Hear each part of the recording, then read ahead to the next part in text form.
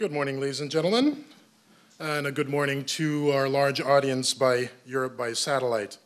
I am Aidas Polubinskas, the European Court of Auditors press officer. Before we begin, I'd like to remind you that the press release and the special report are available in 22 European languages on the court's website at www.eca.europa.eu. And to get the latest news alerts on the activities and the products that the ECA produces, we can be followed on Twitter at EU Auditors ECA. Today's press conference is the presentation of Special Report number 9 of 2012 on control systems of organic food production. It will be presented by ECA member Mr. Kevin Cardiff. Together with his team, we'll field your questions after the presentation. Just please remember to introduce yourself and the media outlet that you represent. Also, please limit your questions to the subject matter of the report. And now, Mr. Cardiff. Thank you very much. This is my first opportunity to present a report on behalf of the Court of Auditors. So my small contribution here today is really to reflect the work of a team of people who have spent many months of their lives trying to do a good and substantial audit product. That team in part is here today. Els Brems, Eulalia Reverte and Michael Bain, the head of unit. My colleague from my office, Mary Kerrigan, is also here with us. But we should also, and we do thank quite a few other colleagues in the Court of Auditors, as well as the Commission and countless officials in Member States for their assistance in this undertaking also. The EU is one of the main producers and consumers of organic products. By the end of 2010, public support for organic agriculture under agri-environment measures amounted to more than 690 million, of which about 60% was from EU funds. This special report deals with the control system for organic production, which must be followed if a product is to be labelled organic in the EU. The Court audited the application of the system and the checks that are required to be carried out in the Member States. This system is based on ensuring that all the steps in the production chain, from the farm to the final point of sale, comply with organic principles. For example, for farmers growing plants, only fertilisers listed in the regulations are permitted. For farmers growing livestock, there are specific requirements for the use of organic feed, and for processors there has to be a separation in time or in space between processing conventional and organic products. The Court was interested in this system not only from the point of view of ensuring compliance with EU legislation, but also because farmers can receive extra money from EU funds for being organic. And in addition, there's a clear consumer interest where members of the public may pay more, may be informed by the organic labelling as to the nature of the product, and therefore they are keenly interested in ensuring that it really is organic. Also of interest is the fact that under the CAP proposals, in regard to greening, organic farmers might automatically qualify for an increase in farm payments. The system itself is relatively complex, as is often the case where there are so many member states. The control system itself is the responsibility of the member states. Each one must designate a competent authority to oversee the system. This body is responsible for overseeing and supervising what are called control bodies. These can be bodies either in the public or the private sector, but where they're in the private sector, the member states must approve and accredit these private control bodies. There are around 190 control bodies and authorities active in the European Union. The competent authorities of member states are required to organise audits or inspections of control bodies as necessary, and where needed, they have to withdraw approval of control bodies that might fail to satisfy the requirements. Member states must also report regularly to the Commission. Control bodies carry out checks at the level of the individual operators at least once each year. And of course, operators can be at any point in the food chain. Consumers, member state authorities and the Commission rely to a large extent on the work of these control bodies. Typical checks performed on organic operators include physical inspections of the production or processing premises, verification of documentary accounts, as well as sampling of final products, harvested products, leaves or soil, for testing the use, to test for the use of unauthorized substances. The certificates issued by control bodies are paid for by the individual operators. On the basis of these certificates, the products from those operators can legally be called organic. As regards the import of organic products from outside the EU, 4 different regimes are laid down in the legislation. In essence, the organic certification of a third country product can be recognised as equivalent by the Commission, and imports can be allowed from that country, or specific authorisations can be granted for a particular importation by Member States. So either the Commission or the Member States. The European Commission should carry out checks to see if that system is working correctly.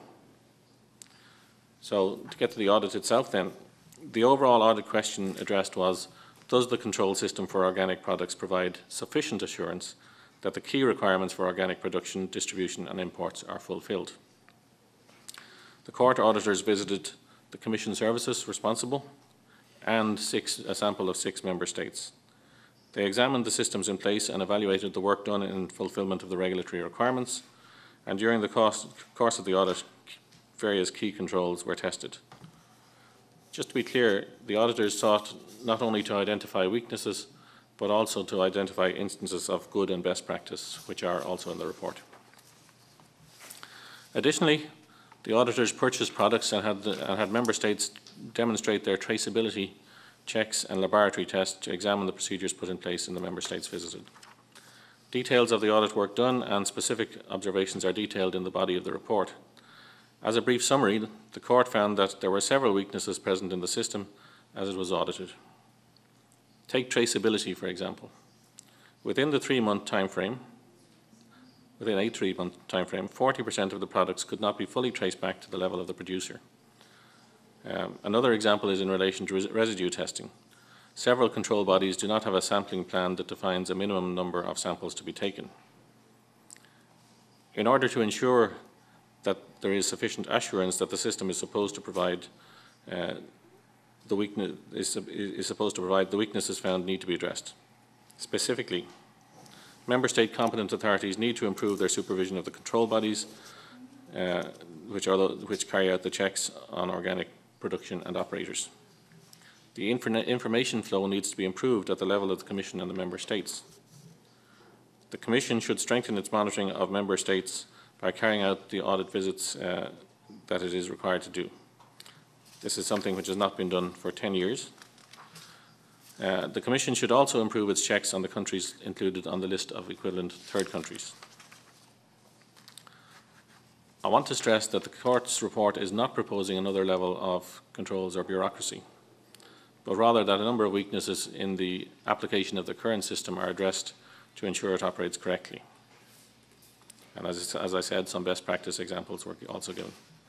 I'm pleased to say that the Commission signalled its agreement with the majority of the Court's findings, as you'll see in their replies, which are also attached to the report, and that it has already taken the first steps to act upon the Court's conclusions and recommendations. So action has followed swiftly on the report. The members of the audit team will be pleased to answer any questions you have relating to the report. Thank you.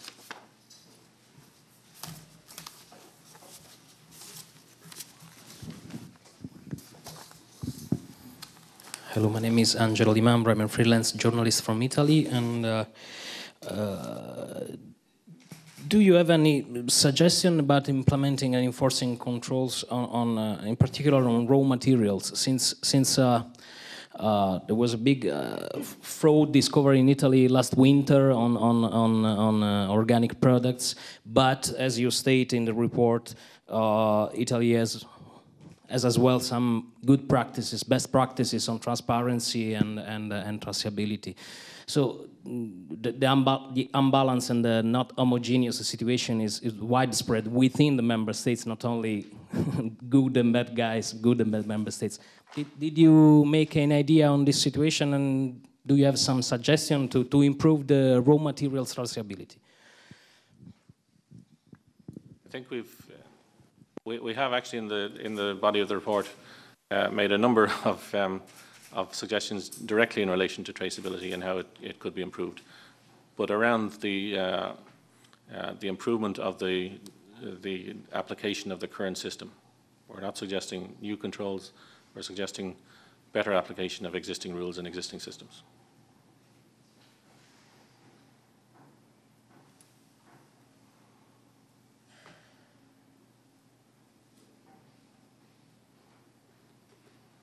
Yes. Ruth Reichstein from the German newspaper, Die Tageszeitung. I mean, you said that the overall question was if this control system is, let's say, enough safe for the consumers, if we can trust. So can we or can't we? Well, the answer is that the control system is complex, comprehensive. It is existent in all the member states, but in each of the member states we looked at, there were weaknesses to be addressed. So, as a consumer, I'm reassured to be in a jurisdiction, in a system which is so complex, so careful about my safety and about the nature of the products that I purchase, but I would like to see those weaknesses addressed.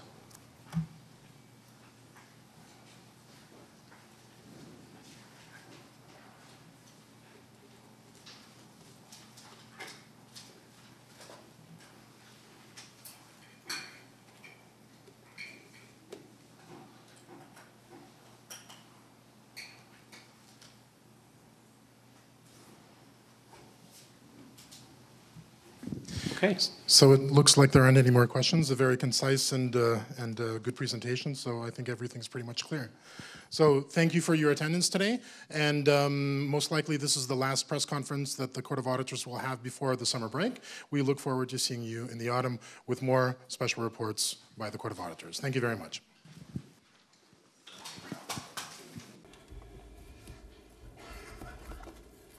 Good morning. I have the pleasure to introduce the press conference of Vice President Tajani on the new communication on key-enabled technology. Please, Mr. Tajani, the floor is yours. Buongiorno a tutti. Good morning to Mi rendo conto che l'argomento apparentemente può apparire un po' complicato, that would appear that this subject seems però somewhat complex. è di grande interesse, di However, grande rilevanza politica ed economica. Important. It's politically and Questa mattina la Commissione economically europea relevant. ha approvato Morning, una the European Commission comunicazione dedicata alle tecnologie chiave abilitanti per disegnare una strategia europea in questo settore per puntare sulla crescita e l'occupazione. L'obiettivo di questa comunicazione è quello di creare sinergie tra le politiche e gli strumenti dell'Unione e assicurare il coordinamento delle attività europee e nazionali su questo settore. Prima di addentrarmi nella spiegazione della comunicazione, vi dico che per chiarezza le tecnologie chiave abilitanti sono 6, esattamente la micro nanoelettronica, la nanotecnologia, la fotonica, i materiali avanzati, la biotecnologia industriale, la tecnologia di produzione avanzata. E l'Europa lavora su tutte e 6 queste tecnologie. La strategia è basata sulla ricerca tecnologica, sulla dimostrazione dei prodotti, su una produzione competitiva.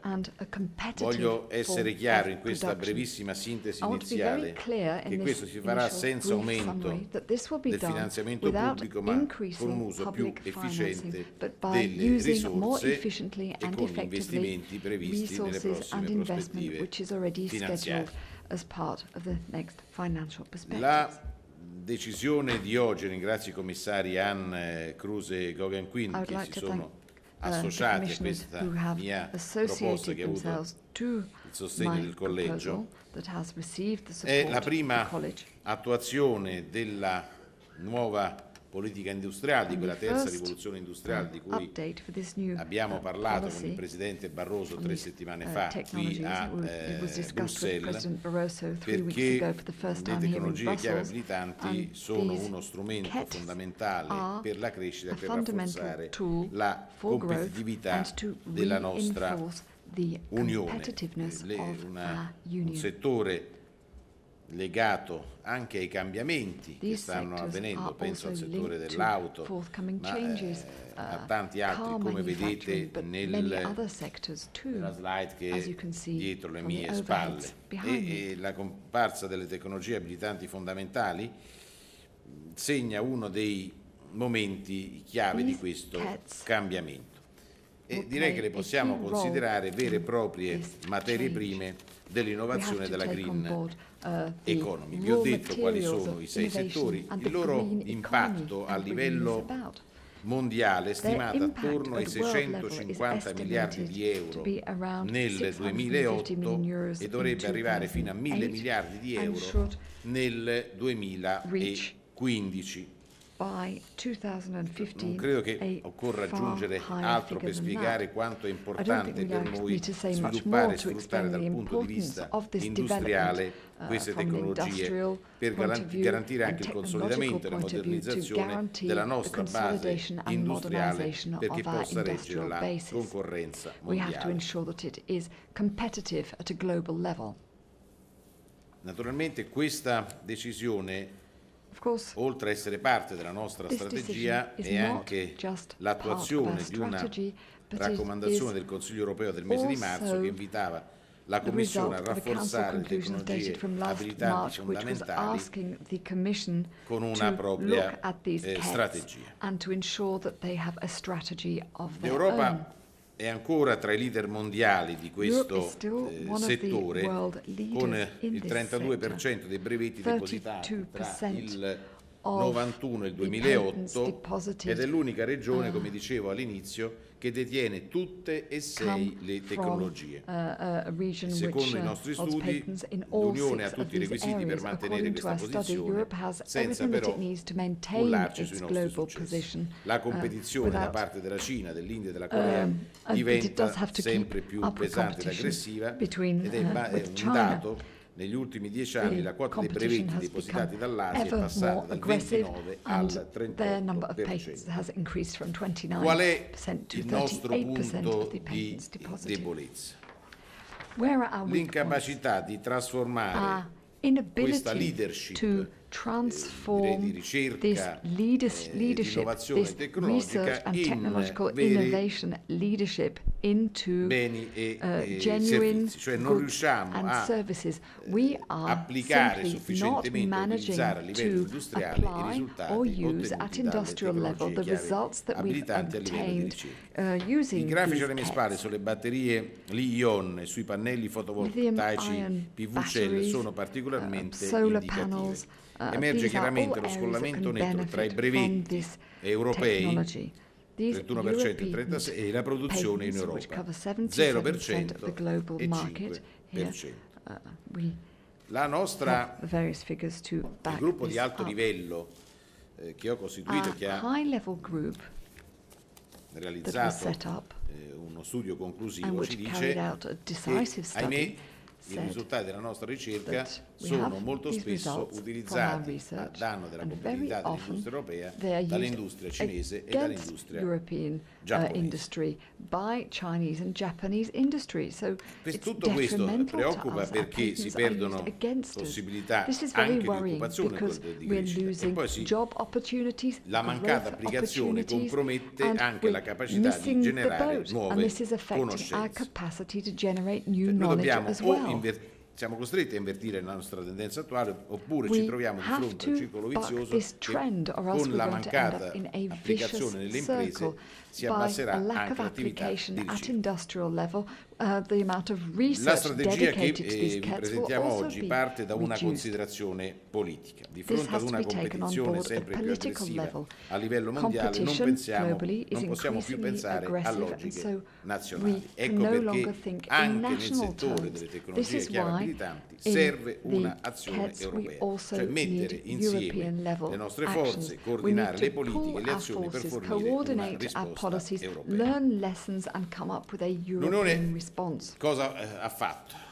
Abbiamo messo in campo una serie di iniziative che combinate tra loro potranno sostenere un vero e proprio approccio europeo. Innanzitutto l'aspetto finanziario.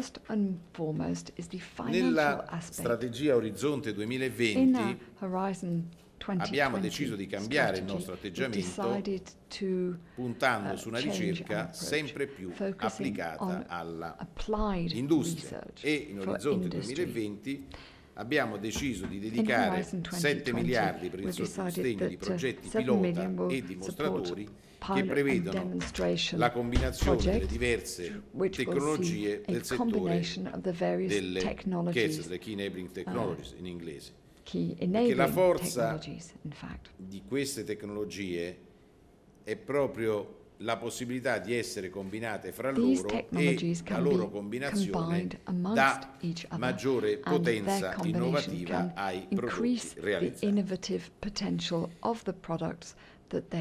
un momento in cui non possiamo perdere neanche un euro, abbiamo pensato anche di modificare le regole per permettere la combinazione dei fondi di ricerca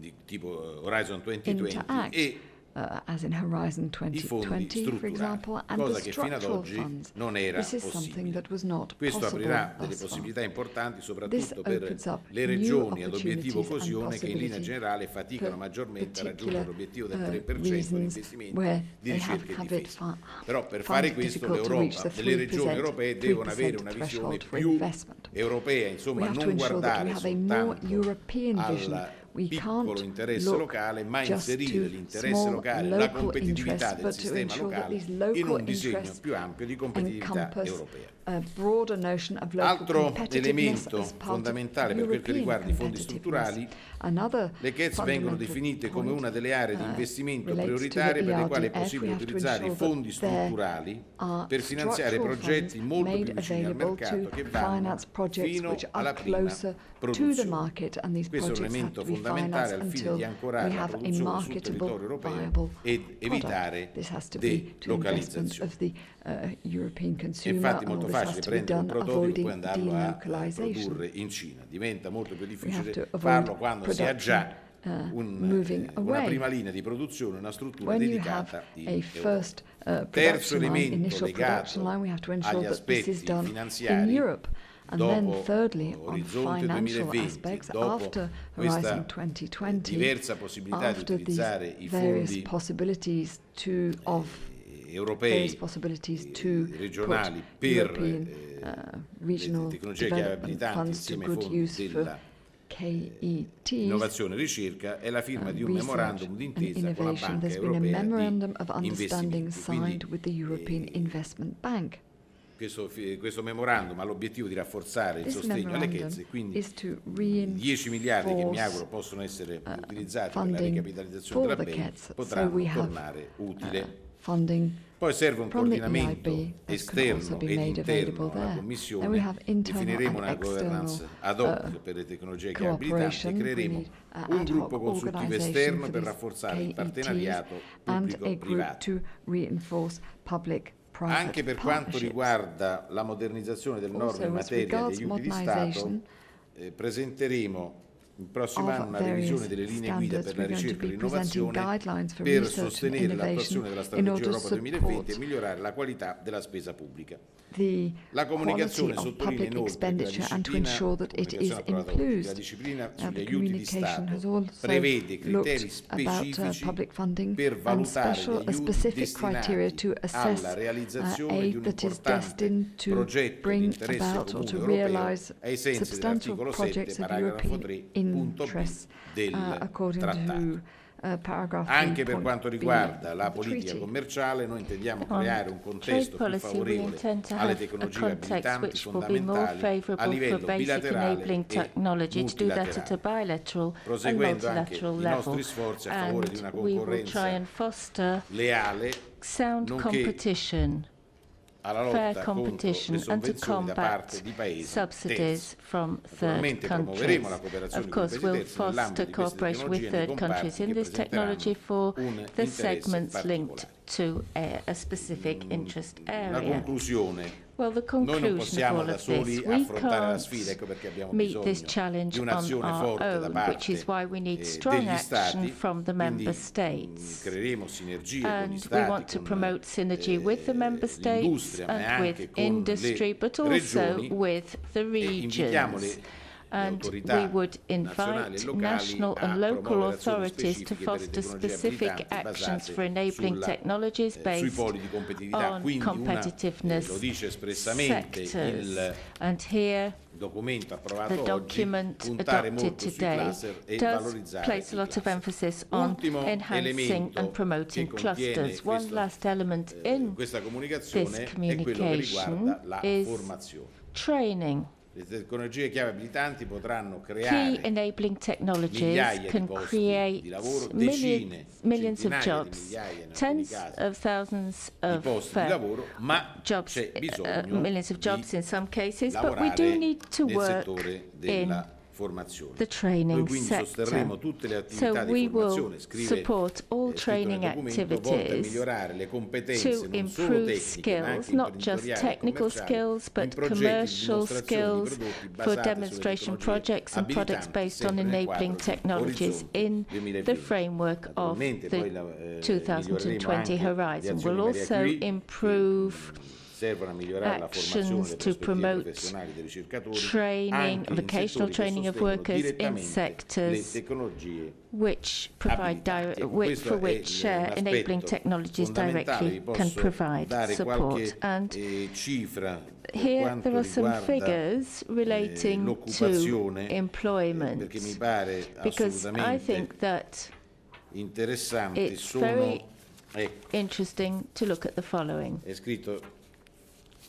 Proprio per dimostrare la carenza che c'è oggi anche di personale qualificato, where there is a lack of qualified staff today. Quindi ci saranno necessari 700.000 specialisti delle tecnologie dell'informazione e della comunicazione per soddisfare l'offerta di lavoro. In particolare nel settore delle nanotecnologie, le stime indicano che in Europa saranno necessari entro il 2015 400.000 posti di lavoro.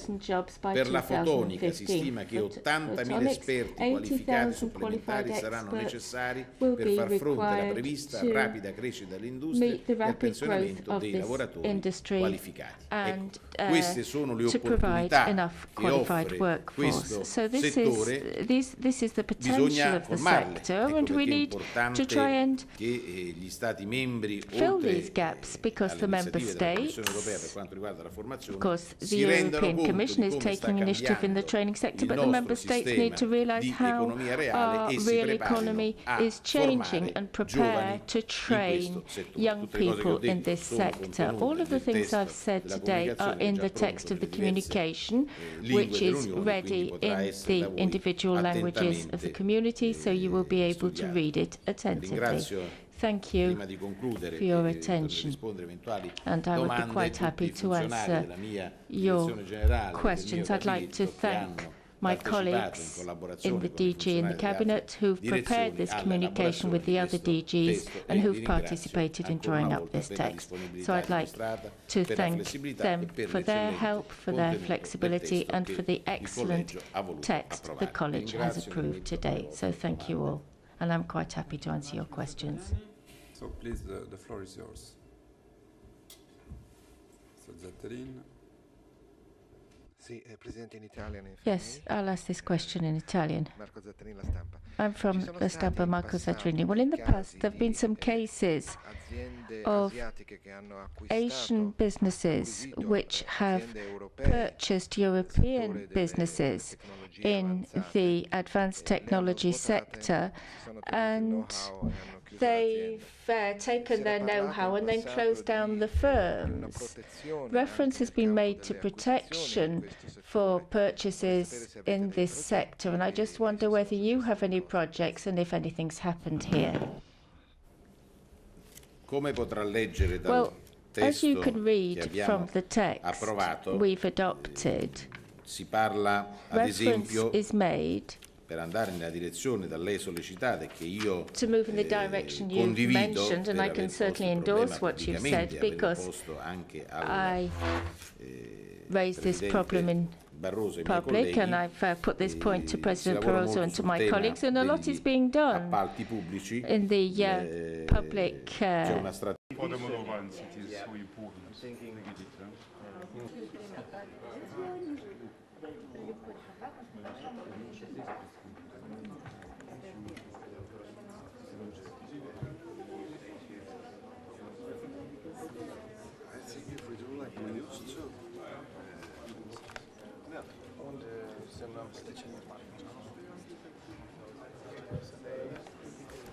See you again. Finally, we can sign.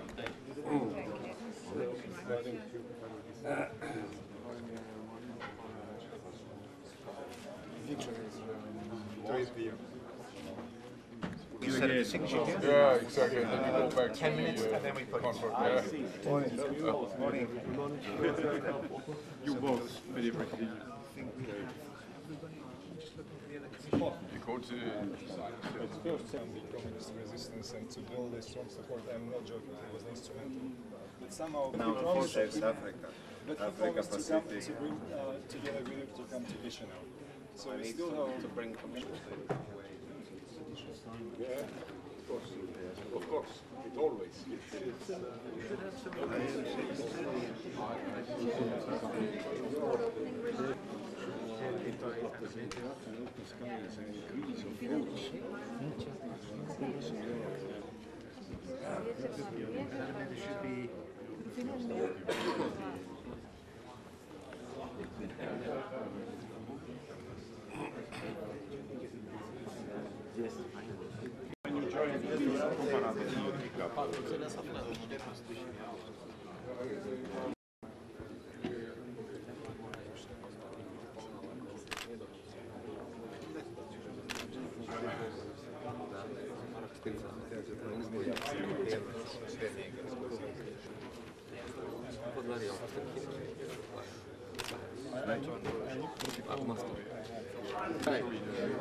Now they Baltic via deviation. Directly.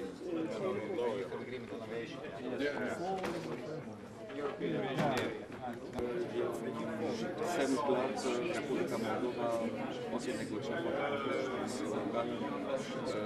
synchronizowane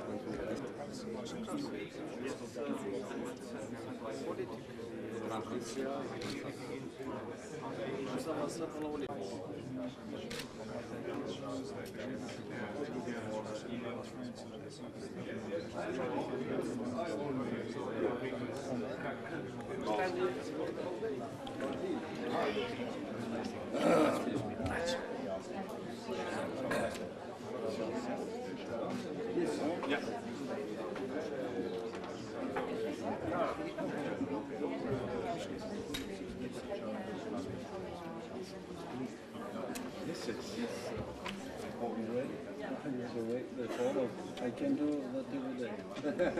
Let me, first of all, allow me to welcome you, all of you, to this Justice Lisbeth building and express satisfaction of the Danish EU presidency over the signature of these two important agreements between the European Union and the Republic of Moldova.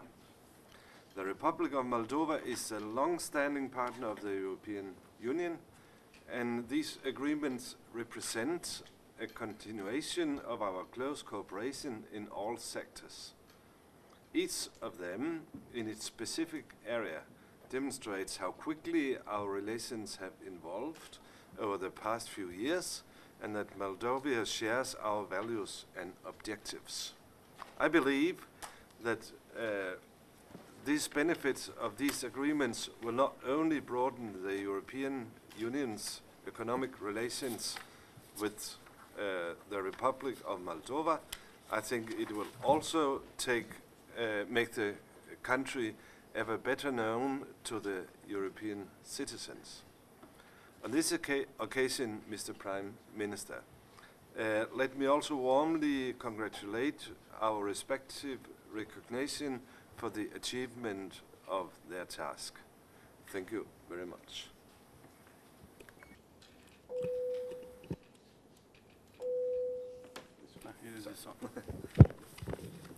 Emotions.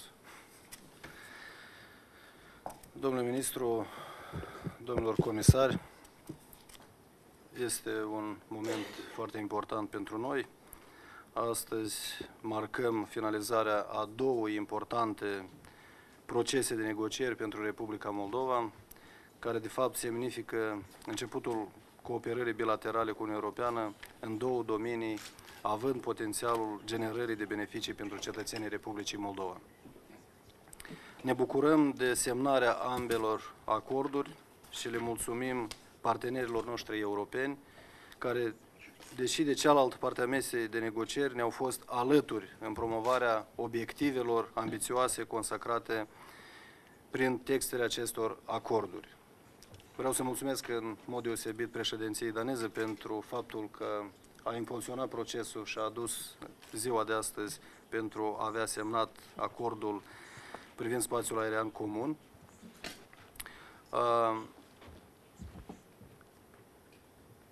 Este foarte important să menționăm că semnarea acordului respectiv constituie un element important al integrării Republicii Moldova în piața transportului aerian din Uniunea Europeană, preluarea înaltelor standarde de securitate și siguranță aeronautică, precum și acceptarea liberalizării serviciilor, urmând să se transpună în beneficii nete pentru pasagerii ce călătoresc în și din Republica Moldova. Semnarea acordului este importantă pentru companiile aeriene din Republica Moldova, care operează curse spre Uniunea Europeană, întrucât vor fi eliminate restricțiile privind destinațiile, capacitățile și numărul de frecvențe. Totodată, semnarea acordului este importantă și pentru mediul de afaceri. Practica arată că sporirea accesibilității transportului aerian duce inevitabil la intensificarea relațiilor dintre oamenii de afaceri din diferite țări, regiuni și la sporirea relațiilor interumane. Beneficiarul numărul 1 al acestui acord rămâne însă cetățeanul, pasagerul, care va avea acces la servicii de transport aerian de o calitate mai bună și va beneficia de diminuarea tarifelor la biletele de avion.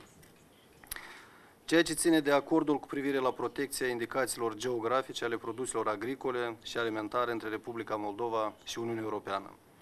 Semnarea acestui acord reflectă convergența punctelor de vedere ale Republicii Moldova și Uniunii Europene în privința aspectelor legate de calitate, protecția consumatorilor și proprietatea intelectuală. Acordul vine să contribuie la promovarea și protecția produselor de calitate, lucru care este benefic nu doar sectorului agricol din Republica Moldova și din Uniunea Europeană, dar și consumatorilor. Semnarea și implementarea de către Republica Moldova a prevederilor acordurilor va aduce o contribuție esențială la realizarea prevederilor viitorului acord de asociere și a zonei de liber schimb aprofundat și cuprinzător între Republica Moldova și Uniunea Europeană.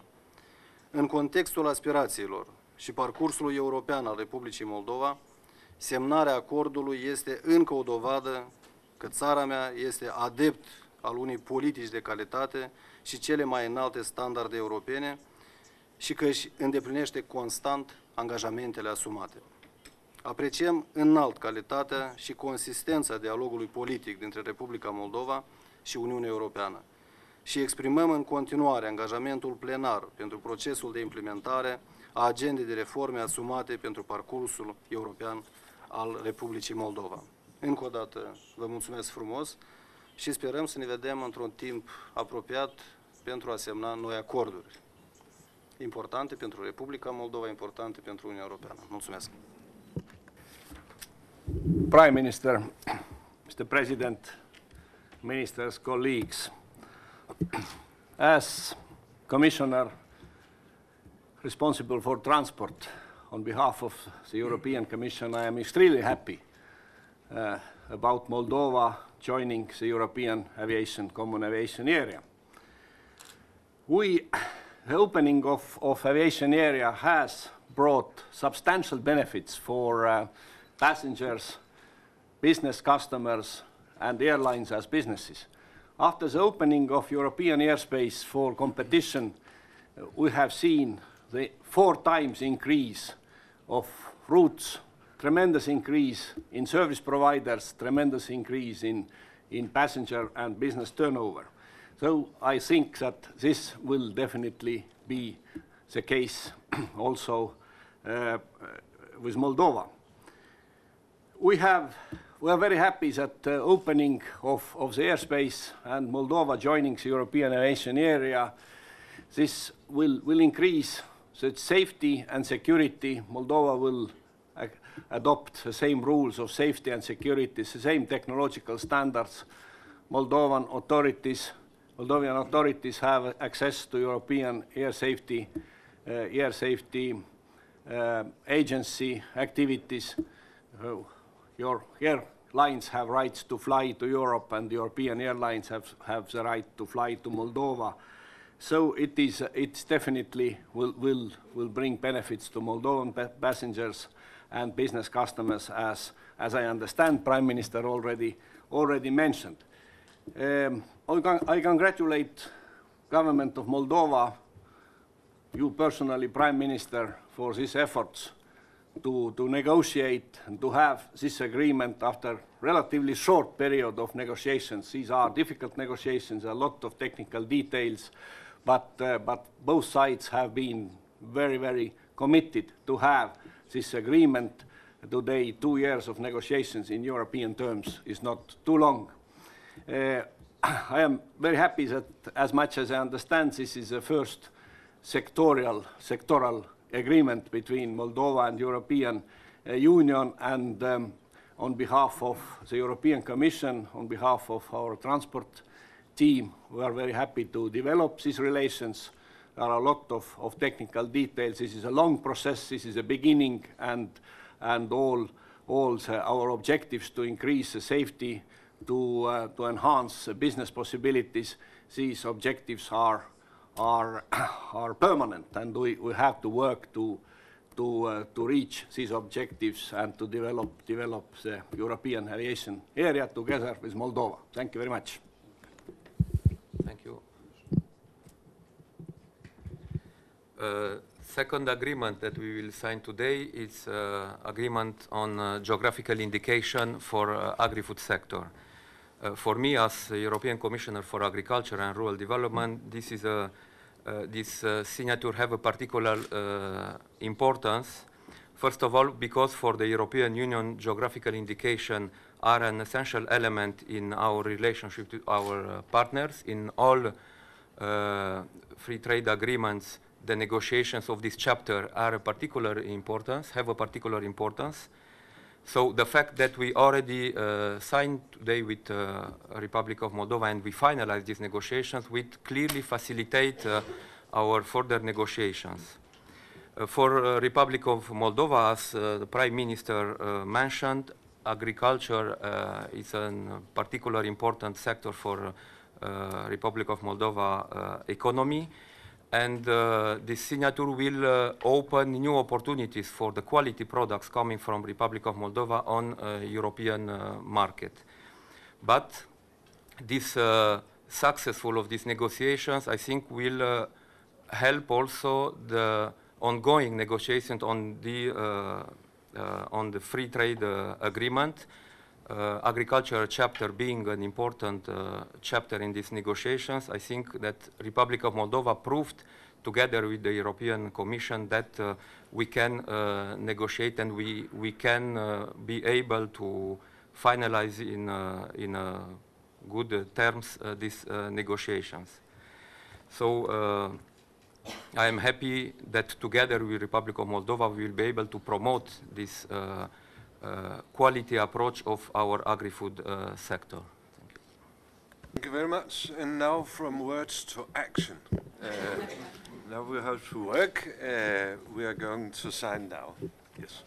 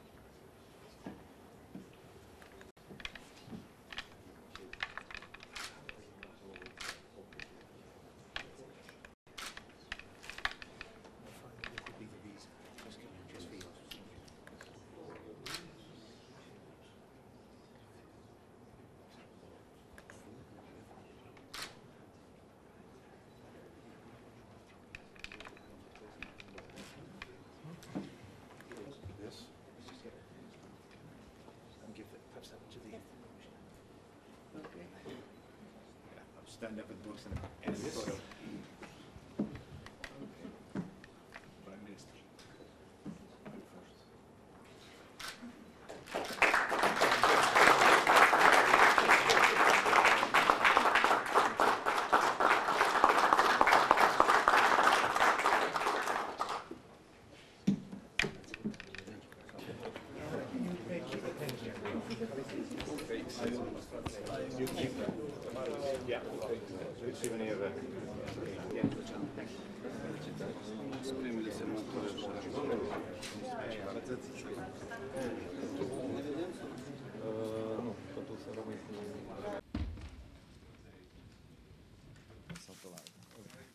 Ladies and gentlemen, welcome to this press conference following the EU-Moldova Cooperation Council, which took place today. To brief you on the outcome of the meeting, allow me to present to you the Danish Minister for Foreign Affairs, Mr. Søvndal, from the Commission, Commissioner Pilbaks, and from Moldova, Prime Minister Filat. The Danish Foreign Minister will speak first, followed by the Commissioner, and then the Prime Minister. Afterwards, you will have a chance to ask questions. With those words, Minister, the floor is yours. Thank you very much. Thank you very much coming to this press conference for the relationship on EU and Moldova. We have taken stock of the rapidly developing relationship within the overall framework of the European partnership and look forward together into the future. Last year, the Cooperation Council welcomed Moldova's European aspirations.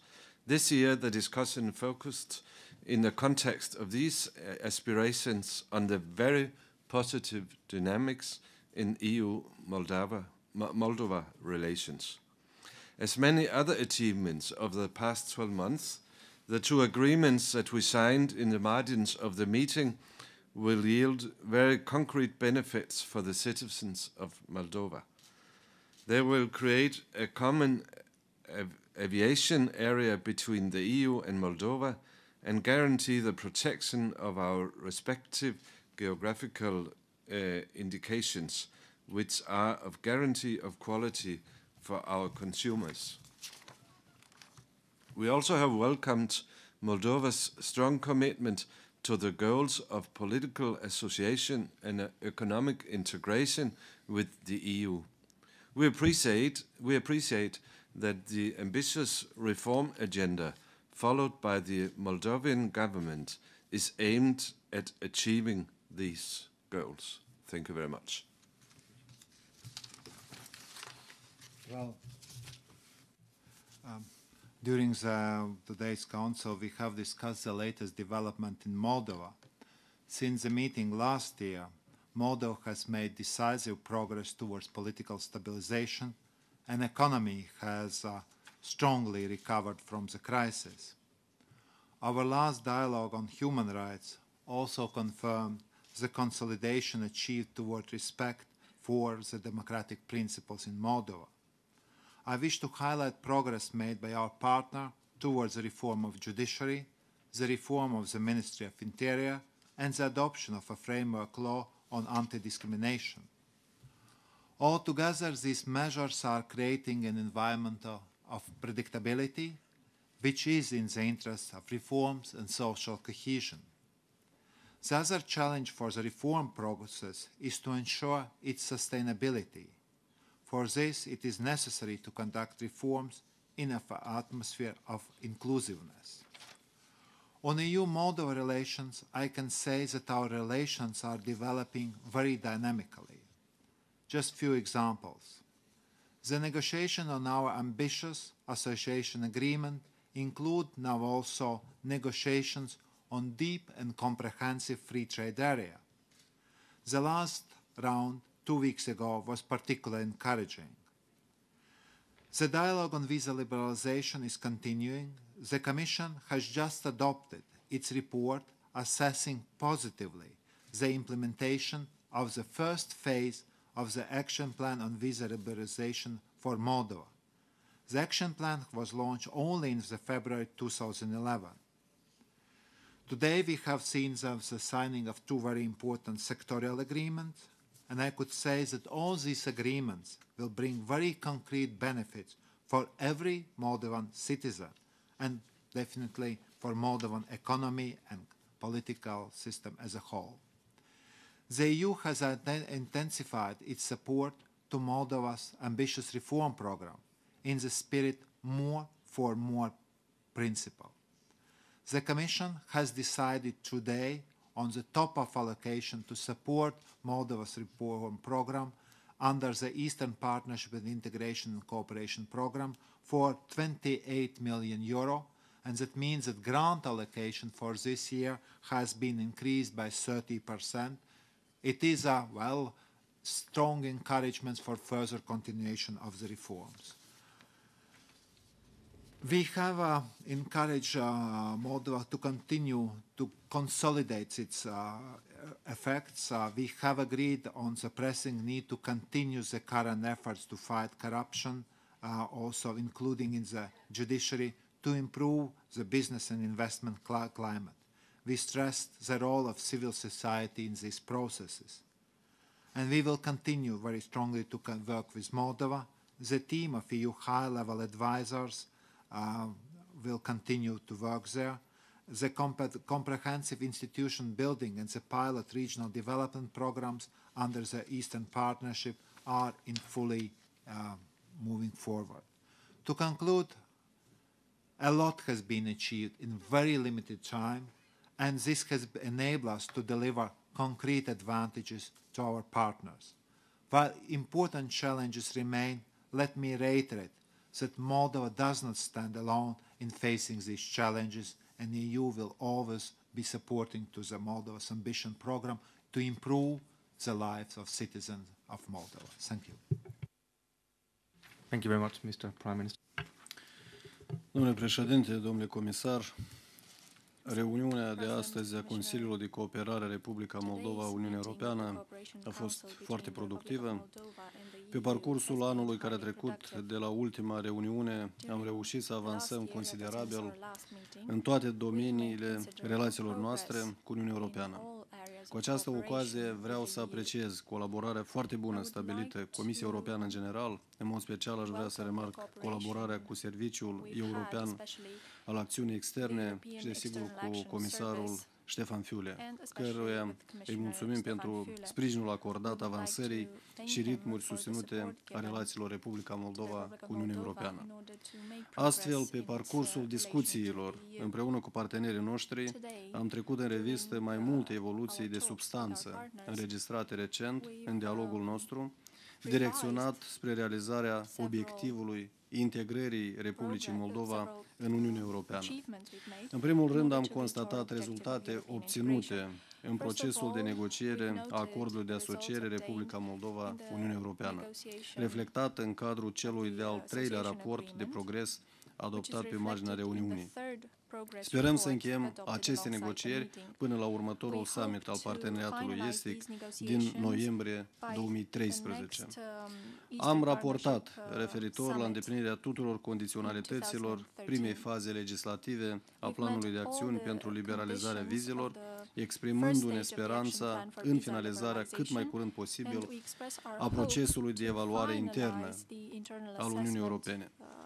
O semnificație deosebită și o substanță adițională i-a fost conferită reuniunii de astăzi prin semnarea a două importante acorduri, și anume acordului privind aderarea la spațiul aerian comun al Uniunii Europene și acordul privind indicațiile geografice. Mâine vom semna și acordul de amendare a acordului privind facilitarea regimului de vize cu Uniunea Europeană, menit să extindă facilitățile pentru obținerea vizelor de către cetățenii moldoveni. Pe agenda discuțiilor au fost și evoluțiile în procesul de implementare a reformelor vizând consolidarea democrației și statului de drept, continuarea reformei sistemului justiției, dezvoltarea economiei de piață, favorabilă investițiilor și activităților antreprenoriale susținute dezbatere, inclusiv sub aspectul identificării unor oportunități de interacțiune și cooperare cu partenerii europeni, sprijinul cărora este deosebit de important în realizarea parcursului european pe care ni l-am propus.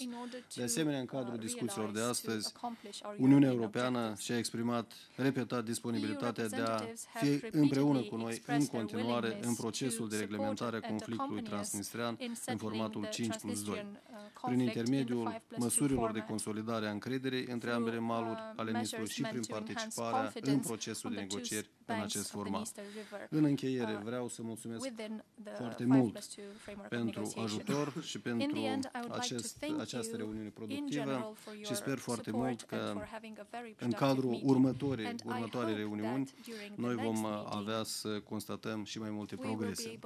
Dar în încheiere vreau să mulțumesc președinției daneze pentru acea energie care a investit-o în această perioadă de deținere a președinției și făcând posibil ca astăzi să semnăm inclusiv aceste două acorduri foarte importante pentru Republica Moldova, pentru cetățenii noștri. Vă mulțumesc frumos și vă doresc succes.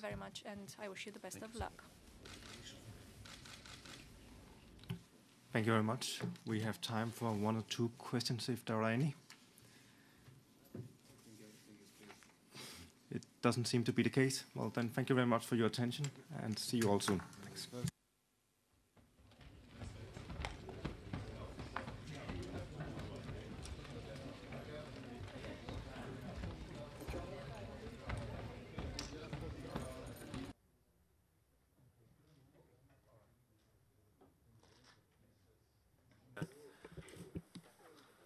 Ministers, Commissioner de Gucht, representatives of Colombia and Peru, the European Parliament, and member states, ladies and gentlemen.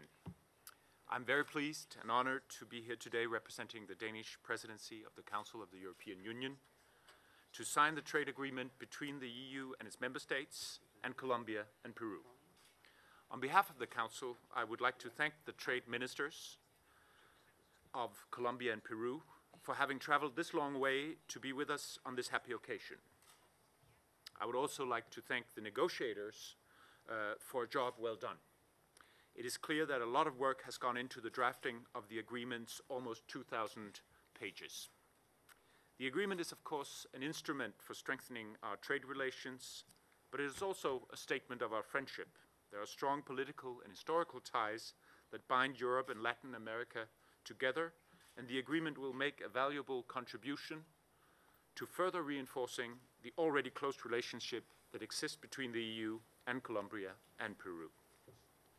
It is an ambitious agreement that will provide the right framework to create new trade and investment opportunities for both sides.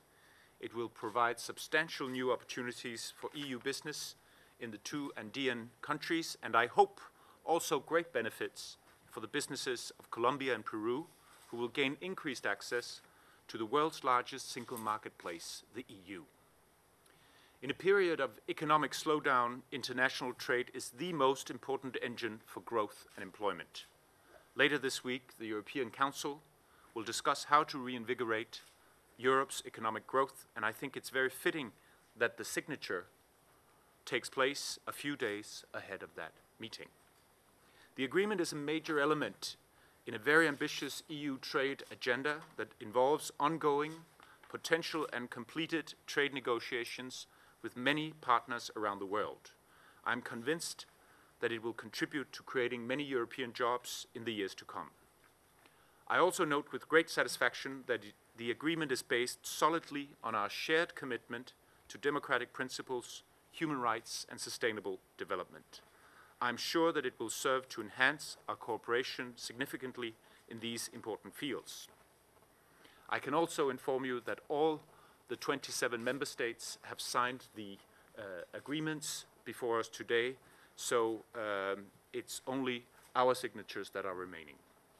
In conclusion, I can stress that the agreements constitute an excellent foundation for our always evolving friendship and partnership. Thank you and congratulations to the commissioners also, to the Commission also for a job extremely well done.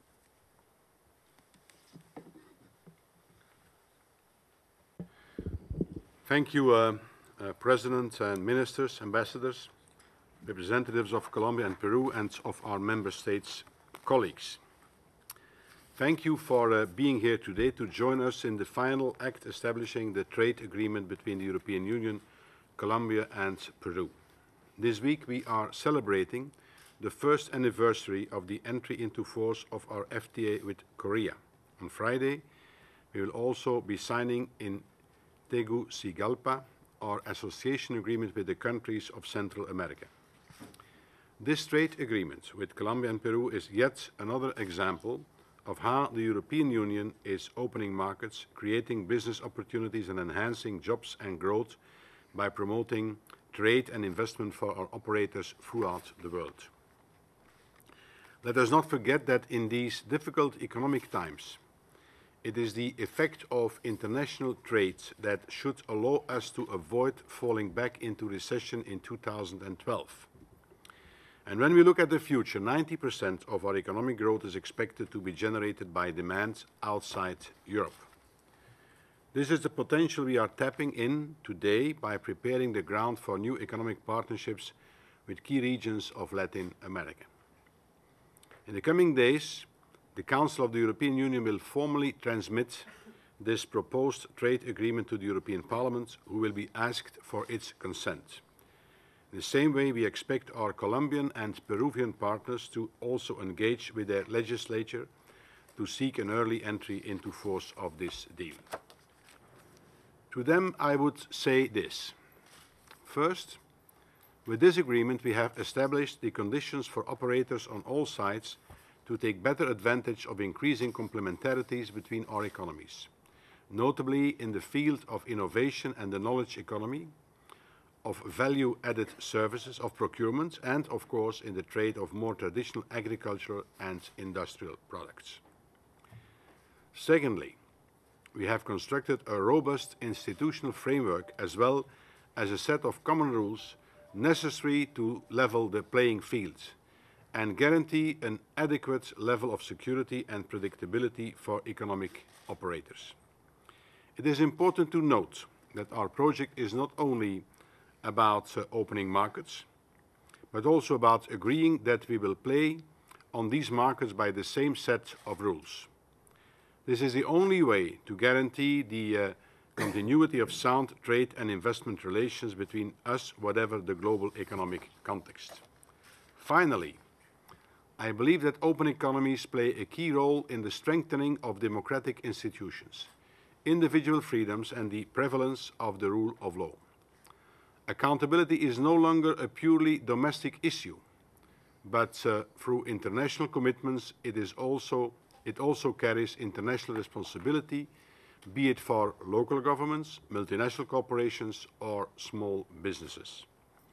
For all these reasons, I hope we will be able to celebrate the entry into force of this agreement soon, and hopefully even before the end of this year. Thank you very much.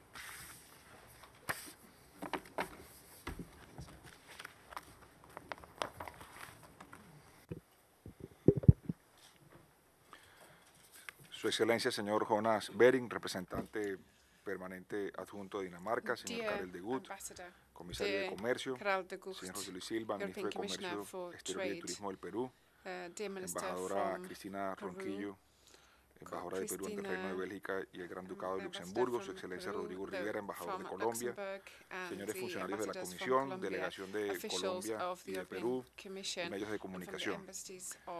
Después de la firma que haremos hoy, podemos decir sin lugar a dudas que se ha alcanzado un hito relevante en el camino de establecer el libre comercio como la regla entre nuestros países. Llegamos a este contexto en medio de una turbulencia mundial de incertidumbre sobre el crecimiento, y es justamente por ello que esta cita resulta aún más oportuna. Vale la pena recordar que los líderes políticos reunidos en la cumbre del G20 apenas hace una semana en México resaltaron el papel central del comercio para superar la crisis. Hoy nuestros gobiernos envían una señal clara a los inversionistas, a los empresarios, para que eleven sus expectativas y sus aspiraciones, así como para que todos los ciudadanos tengan más optimismo en el futuro. Un acuerdo comercial crea certidumbre, transparencia, predictibilidad en las reglas. Es un sólido cimiento de confianza sobre el cual podrá construirse una comunidad más sólida y más próspera. Es en el fortalecimiento de nuestras relaciones económicas una forma de garantizar la paz y hacer frente común en los objetivos de reducción de pobreza, generación de empleo y construir una mejor protección del medio ambiente. Es un momento de gran trascendencia para Colombia porque sellamos con este acuerdo nuestra relación con el más grande y exitoso bloque comercial en la era moderna. La Unión Europea es el segundo destino de nuestras exportaciones. Nuestro intercambio superó más de 16.000 millones de dólares en 2011, 15% de nuestras exportaciones. Miles de empleos en Colombia dependen de este tratado. En los últimos 9 años, nuestro comercio se ha multiplicado por 4. Y este tratado, además, genera una estabilidad fundamental para la atracción de inversión extranjera, que es otro objetivo de este acuerdo. En los últimos 15 años, empresas europeas se han convertido en las mayores inversionistas y generadoras de empleo en nuestro país. Este acuerdo es un gana-gana. Y para el caso de este acuerdo, la Unión Europea no será la excepción. Porque para la Unión Europea, Colombia representa la cuarta economía en América Latina, el tercer país en población en América Latina, con más de 45 millones de personas. Nuestra extensión geográfica equivale a un país del tamaño de España y Francia juntos, y es además depositario de una de las más grandes biodiversidades. Nuestra economía tiene además un desempeño notable en los años recientes. Ha recuperado el grado de inversión. En la última década el país creció a una tasa superior al 4%. Y en los próximos 10 años crecerá a una tasa superior del 5%. Es oportuno reiterar el compromiso de Colombia con el respeto a los derechos humanos, a los derechos de los trabajadores y al desarrollo sostenible. Colombia ha ratificado y aplicado efectivamente los convenios de la ONU referentes a derechos humanos, los de la OIT sobre derechos fundamentales de los trabajadores y los convenios relativos al medio ambiente, así como los principios de gobernanza establecidos en el Sistema General de Preferencias. Colombia y la Unión Europea cuentan también con un mecanismo de diálogo sobre derechos humanos que funciona muy bien, con reuniones semestrales y con participación de la sociedad civil. Los informes de dicho mecanismo son prueba del compromiso que tiene Colombia en estas materias.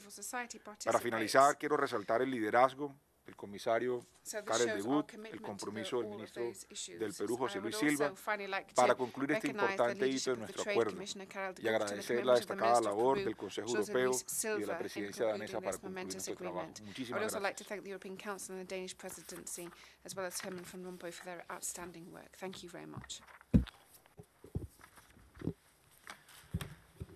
Muy buenas tardes.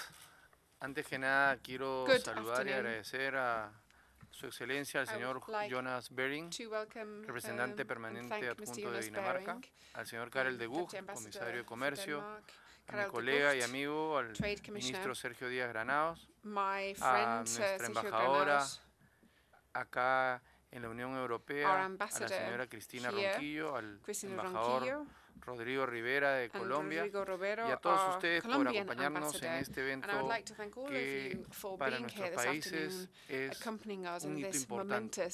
La relación entre América Latina y Europa, o la Unión Europea, tiene siglos en los cuales se ha venido construyendo una relación en la cual la cooperación, el comercio han sido parte del diario andar. Para el Perú, la Unión Europea es su principal socio comercial.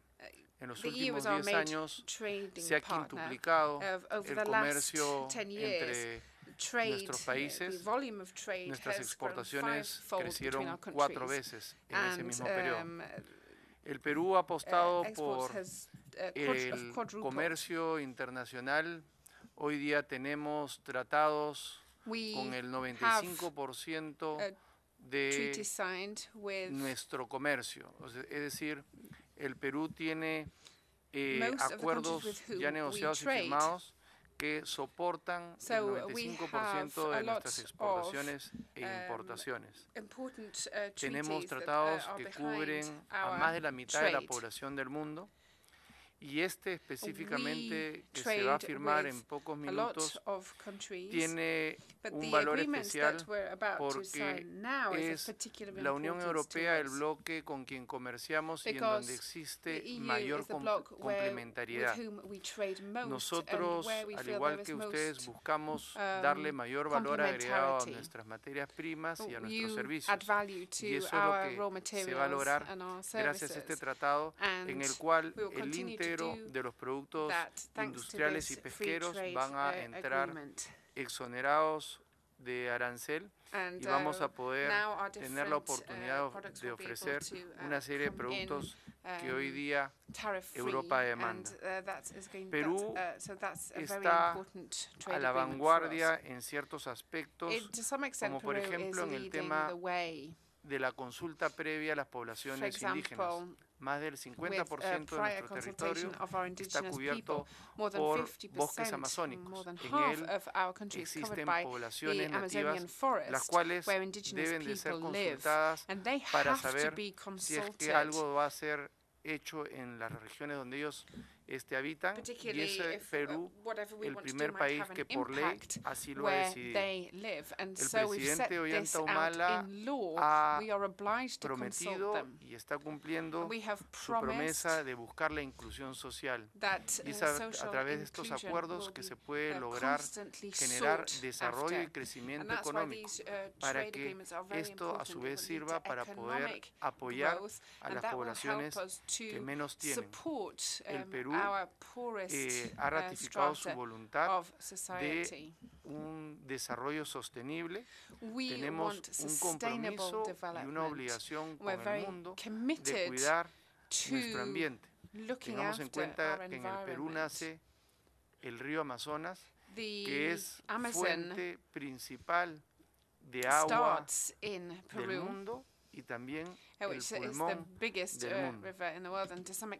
Este tratado ha sido una muestra clara de cómo se debe de negociar, y ahí hay que destacar los negociadores tanto de la Unión Europea, de Colombia y de Perú, porque se ha hecho bajo un ambiente de respeto y se ha buscado siempre la reciprocidad. Estamos seguros que en los próximos años vamos a poder ver cómo este acuerdo ayuda tanto a Colombia y Perú como a la Unión Europea a seguir estrechando los vínculos que por siglos nos han unido. Yo quiero finalmente terminar reiterándole el agradecimiento a el comisario de la Unión Europea, al señor Karel de Gucht, a mi colega colombiano, al señor Sergio Díaz Granados, y a todas las personas que participaron en esta negociación, que marca un hito importantísimo en la historia de nuestro país. Muchas gracias.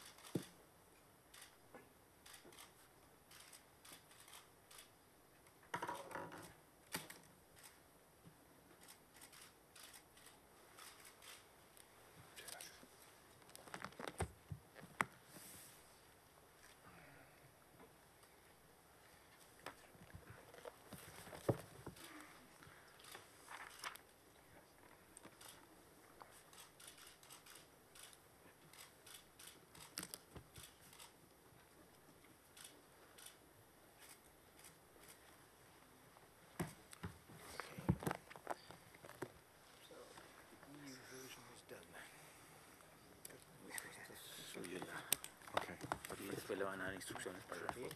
Ok, perfecto. Él lo puso el estudio también. ¿Ah, sí? Sí. Este es este. Sí, ya me dijeron que lo podemos quedar con él. Que no te sintieras mal si lo cogía. Yo tampoco. So maybe, perhaps, gentlemen, you could stand for a photo. Yes. Okay.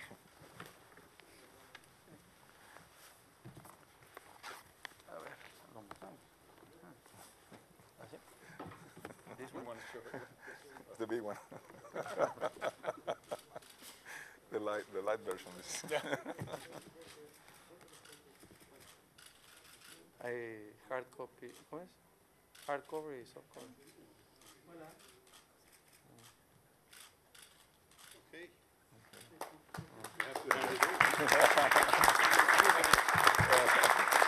Gracias. Congratulations, Ministers. Thank you very much. Congratulations, Commissioner.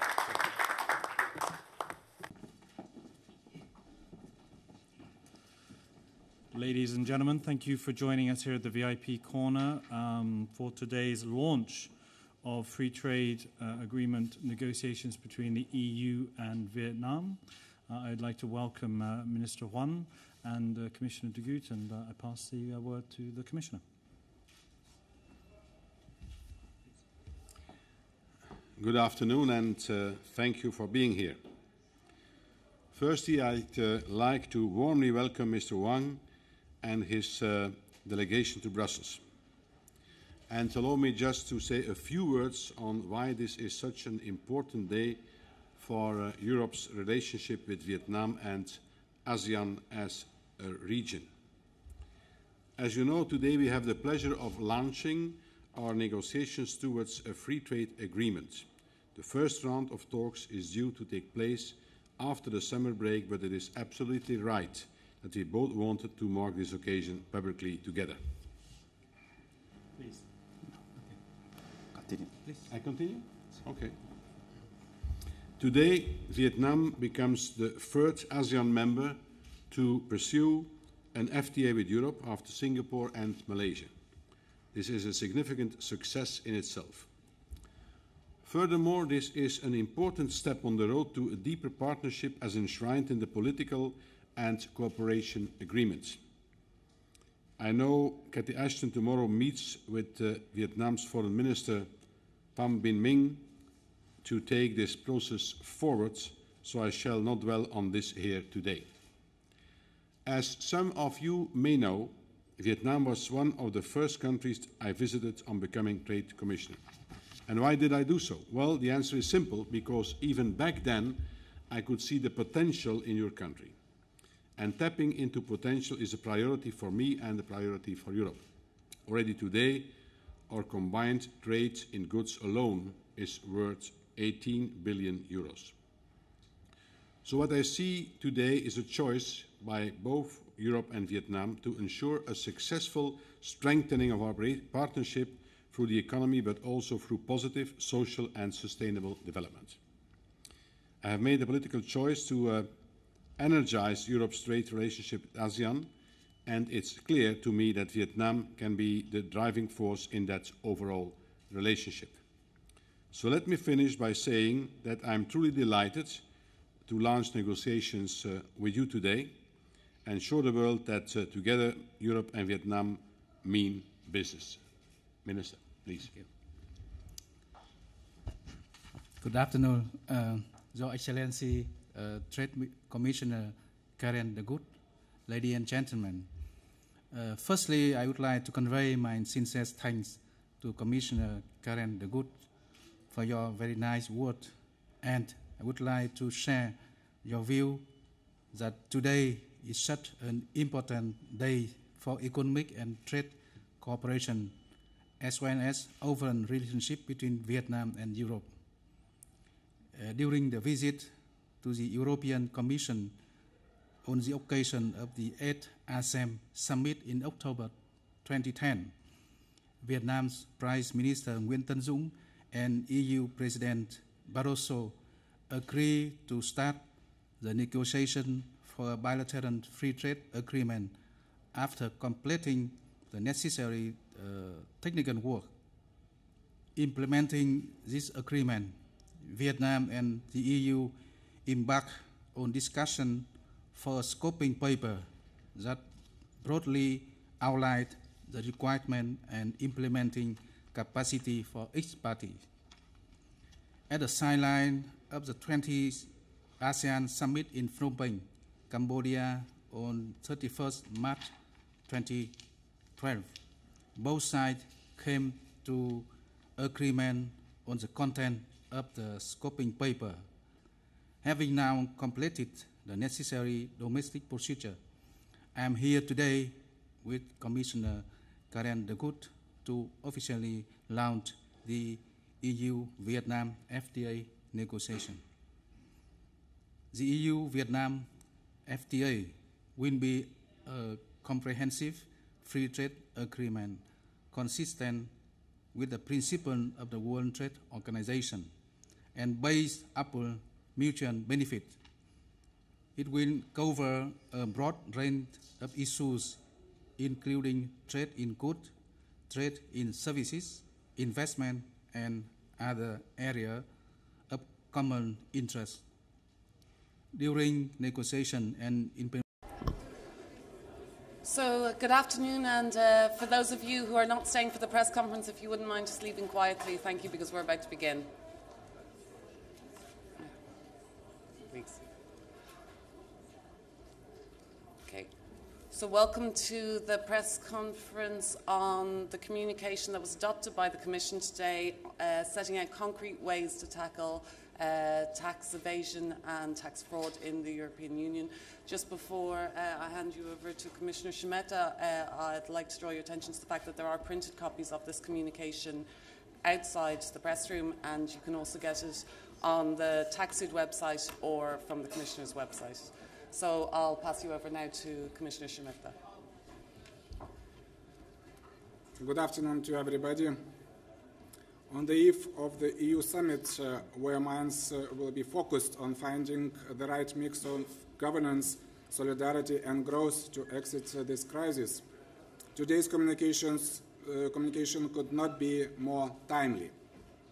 It sets out concrete measures to tackle the immense problems of fraud and evasion in the EU, which is estimated at around €1 trillion a year. In the spirit of fiscal union, these measures would ensure greater tax coordination to better address a shared challenge. In the spirit of fiscal consolidation, they can deliver vast revenues if effectively applied. And in the spirit of growth, they would give member states more leeway to create job-friendly tax systems and to invest in growth-promoting measures. Tax evasion is not a problem that any member state can tackle alone. Fraud and evasion are pervasive, and they thrive on national mismatches and insular thinking. Therefore, using our strength as a union is the best weapon we have.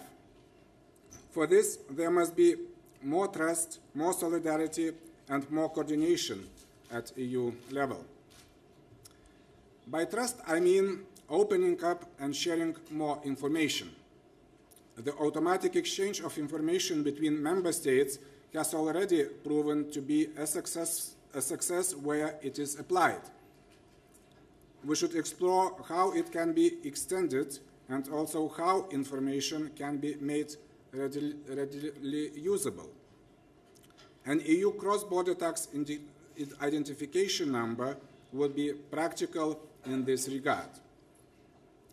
Member states should also be prepared to go the extra mile in terms of transparency, for example, by granting each other access to their national databases when relevant. By solidarity, I mean ensuring that tax measures introduced at home don't undermine your neighbors.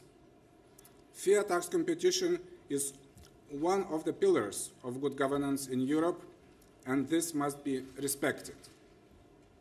In implementing national tax reforms, member states should be mindful of the impact on their EU partners and refrain from measures that unfairly steal revenues. Meanwhile, coordination entails working more closely together to foil the tax evaders. Member states should make better use of the administrative cooperation tools in place at EU level. The Commission is also working on the extension of Eurofisc and the development of a quick reaction mechanism for VAT fraud to facilitate a swifter crackdown on tax evasion schemes. Greater coordination must also be applied in our relations with non-EU countries. This is particularly important in dealing with tax havens. The Commission will outline before the end of the year how we can use our collective muscle to target those who shield EU tax evaders and how to encourage good governance internationally. This common approach to fighting tax evasion and fraud needs to be backed up with greater governance and stronger instruments. First and foremost, Member States must put their own houses in order. Poor administration and weak enforcement mechanisms undermine all efforts to combat fraud and evasion. For that reason, we have issued country-specific recommendations to 10 Member States this year, compelling them to improve their tax collection. At EU level, the most pressing priority is to agree on the revised Savings Tax Directive and also on the mandates to negotiate stronger savings agreements with 5 neighboring countries. I expect decisive steps from the European Council on this issue. Finally, we need to ensure that fraudsters and evaders have no place to hide within the EU. They must not be able to play with the differences between national legal systems in order to avoid prosecution. Therefore, I believe that minimum EU sanctions for fraud and evasion should be explored to ensure sufficient deterrence against these activities. As a last point, I would like to say a few words on the role of businesses for fair and efficient tax systems. Today's communication outlines ways in which tax compliance can be made easier for businesses in the EU, because I do appreciate the administrative burdens that companies, especially SMEs, often face. Beyond this, however, there is a need to address the pay as little as you can attitude of some companies. Paying taxes may not be pleasant, but it is what holds our society together. Why should teachers, nurses, and shopkeepers carry a heavier tax burden just because large companies can employ clever tax planners to avoid paying their share? The fight against evasion and fraud is also a way to create a level playing field for honest businesses who will no longer be in unfair competition with evaders. Today's communication suggests a taxpayer's charter in the spirit of corporate social responsibility. And before the end of the year, I will propose measures to tackle aggressive tax planning in the EU. To conclude, there is no doubt that the political will to enhance the fight against tax evasion is there. We have heard it from EU leaders at the March Council, and we have heard it from the Parliament. Now it is time to translate that will into action. Thank you. Thank you, Commissioner. So if you could say your name and organisation when you ask a question, and please keep your questions to this topic first, and if we have time at the end, we are open to other topics. The Polish Press Agency. Mr. Commissioner, I'd like to ask, how are you going to convince countries like Luxembourg and Austria to reveal the information you've mentioned, as they are actually blocking the savings agreement with the third countries right now? Thanks.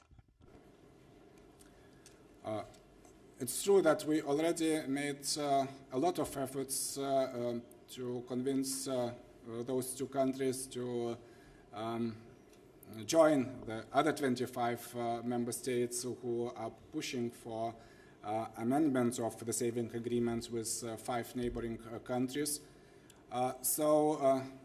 Tomorrow and on Friday we will have European Council, and I believe that this European Council is a good occasion to make peer pressure on Luxembourg and Austria to finally decide on the need to go ahead with the amendment of EU-Swiss agreement, because I think that it's extremely important to find the solution and to enable our member states to collect the taxes which they deserve to collect, particularly in this difficult economic situation.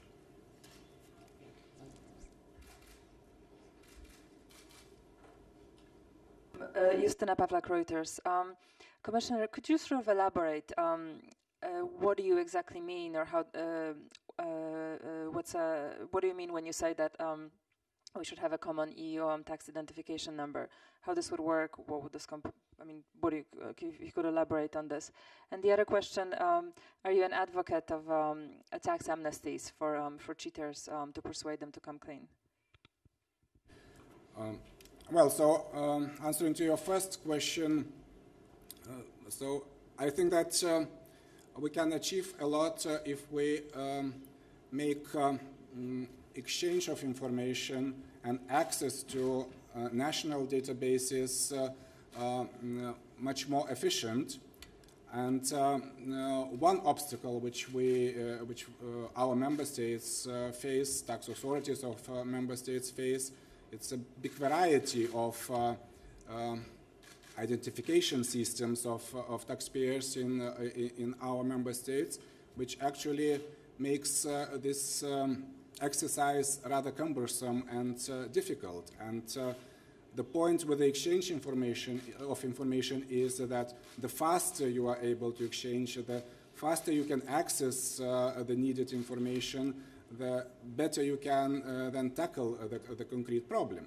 So the idea is to find the way and to an agreement among our member states to design the common identification number.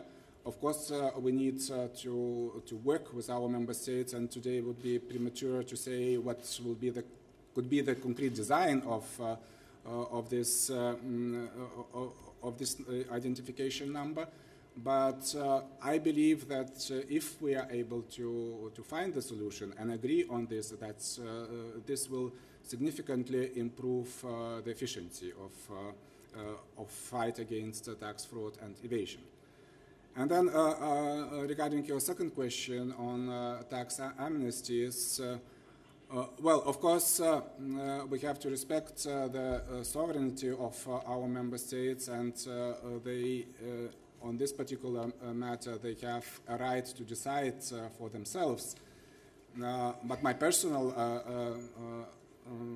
attitude to this phenomena is rather negative, because I think that tax amnesties, they normally create sort of atmosphere of anticipation that in the future, when the problem will grow up, then the next amnesty will come out, and that actually undermines the efficiency of the fight against tax fraud and evasion.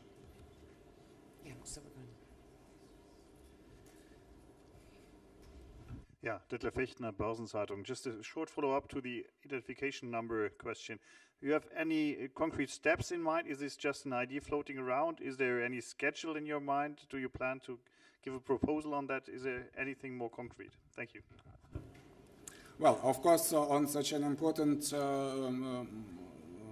element, we have to produce the thorough impact assessment, and this work is being done by our services, and on the basis of the results of this impact assessment, we will come with our proposal.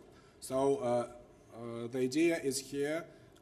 So now we have to work on the concrete design of this idea, and I believe that we have to work fast because the problem with tax evasion and tax fraud is a huge one, and the faster we table the proposal, the better it will be for the efficiency of the fight against tax fraud and evasion.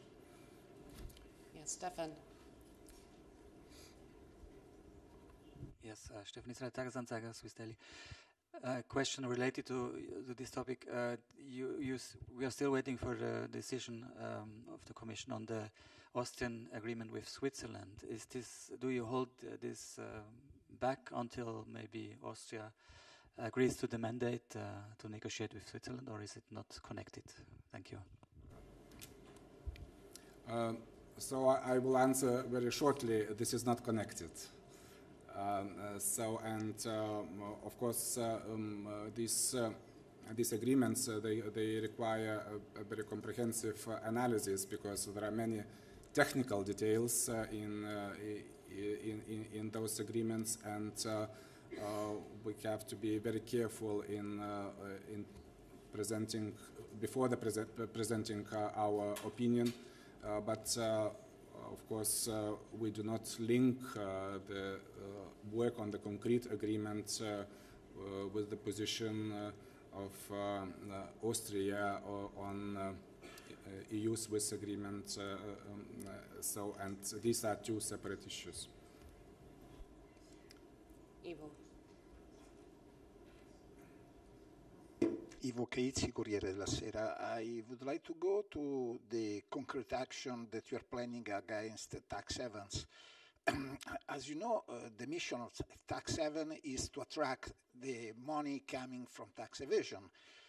So I would like to understand what you intend to do, because whatever action you put in place, they will always find some other opportunity to respect their mission, that is to attract the money coming from tax evasion. I give you just a small example. People that are under the European citizens that are under the tax directive, the saving tax directive, they can go to Switzerland and put their money in a company that is based in a tax haven, that can be overseas or within Europe.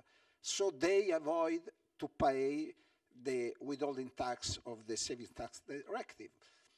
Whatever you put in place, a tax haven can always find something to escape the action that you are putting in place. So can you please explain me what you intend to do to reach concrete result in your actions? First, answering to the last point of your question, the amendments of the savings directive, which are currently still blocked in the Council, they address the issue which you raise, because the amendments are designed in such a way that one has to go to the final beneficiary in order to find out where the money go and how the withholding tax has to be paid. So if our member states adopt what is currently in principle agreed, but it's frozen because we are unable to get an agreement, we cannot unable to get an agreement of our member states to negotiate with Switzerland. So this problem will be solved, and so that it's true that it was some weaknesses in we have some weaknesses in existing savings directive, and that doesn't allow to use full potential of savings taxation framework. Then regarding our attitude towards tax havens, so first of all, I have to say that I mean global community, actually, we did already a lot in order to tackle tax problem of tax havens, and you're probably aware that throughout OECD, the global forum was set up to which involves more than 100 countries around the globe and which committed themselves to subscribe to the principles of transparency and exchange of information defined by OECD. And some of those countries, before this subscription to the principles, they were already treated as a tax havens, but now they moved from this status. So we are making progress in this area, but I believe that we could do more because we still have quite many jurisdictions which do not respect principles of good governance in tax matters. And here we have various tools. Of course, we will specify them in the incoming action plan, which we intend to present by the end of the year. But we can use both defensive measures. It's very important that we do it in a coordinated way, because if one member state introduces defensive measures and others do not, then the system would not work properly. We also could use, so when I talk about defensive measures, I have in mind sanctions, one or in one or another way, but we also can use so-called carrots in dealing with those jurisdictions, because we as a European Union, we are the biggest trading bloc in the world, and when negotiating agreements with third countries, we could also use this tool as facilitation for going out from tax haven status. So these are, I think, that subjects which have to be addressed in incoming action plan, and of course what is important with those instruments that all member states support this activity.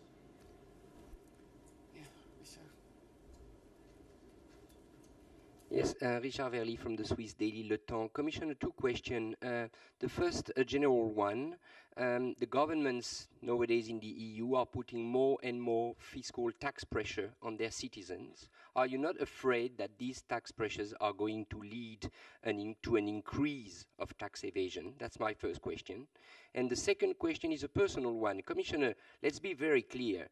You have promised many times that you will try and fight very hard to get the approval from Luxembourg and Austria for that negotiation with Switzerland. So far you have failed. So what are you going to do next to get these approvals, and what are you recommending to the, let's say, leaders of big countries to get that? Well, so regarding your second question, so as I said, we explored many tools and instruments in order to convince Luxembourg and Austria. By the way, I'll be meeting Minister of Luxembourg next month, where we will discuss once again how to move ahead. But we also face the reality that we have unanimity rule in the Council, and all 27 member states they have to agree on this, and so I believe that in this European Council, those two member states will face a strong peer pressure from their colleagues to move ahead. Then we will see what will be the outcome of this exercise. So, and the first question. The first question was. Could you repeat, please? Don't you think that the increased pressure that governments are putting on their citizens is not going to lead to an increase in tax evasion? Well, first of all, Commission does not advocate for tax increase.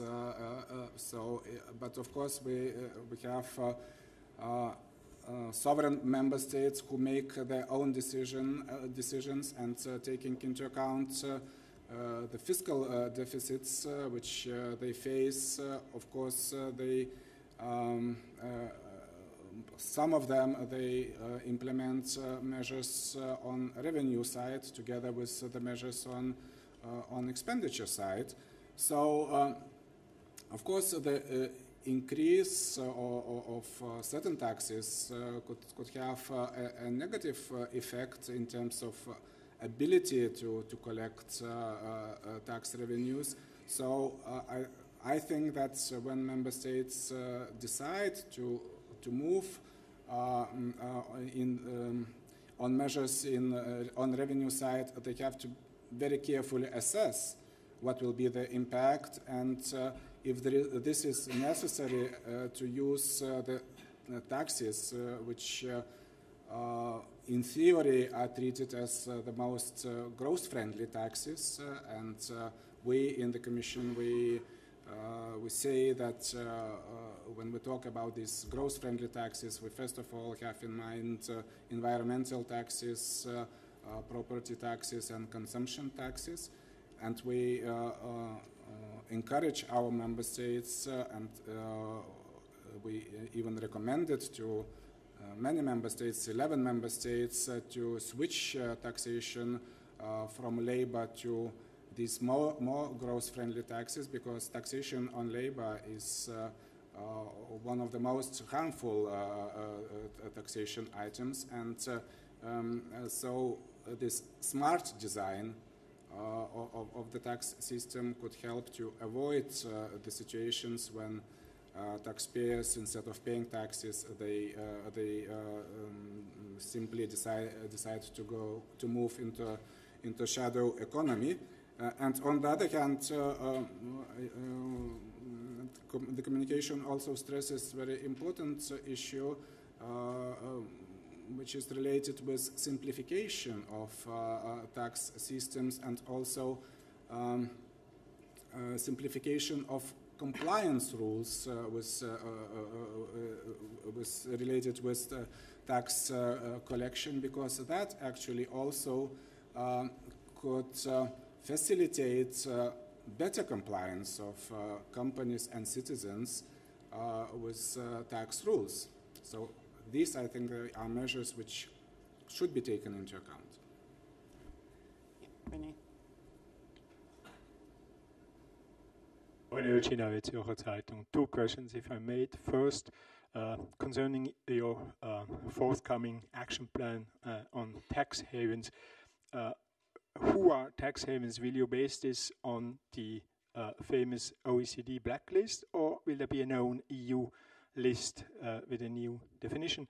And second, follow-up on the Austria-Swiss agreement. Do you expect Austria to change this agreement as you did expect from Germany and UK? And when can we expect a position of the Commission on this agreement? So regarding the definition of tax havens, of course, the starting point for the definition of tax haven is the OECD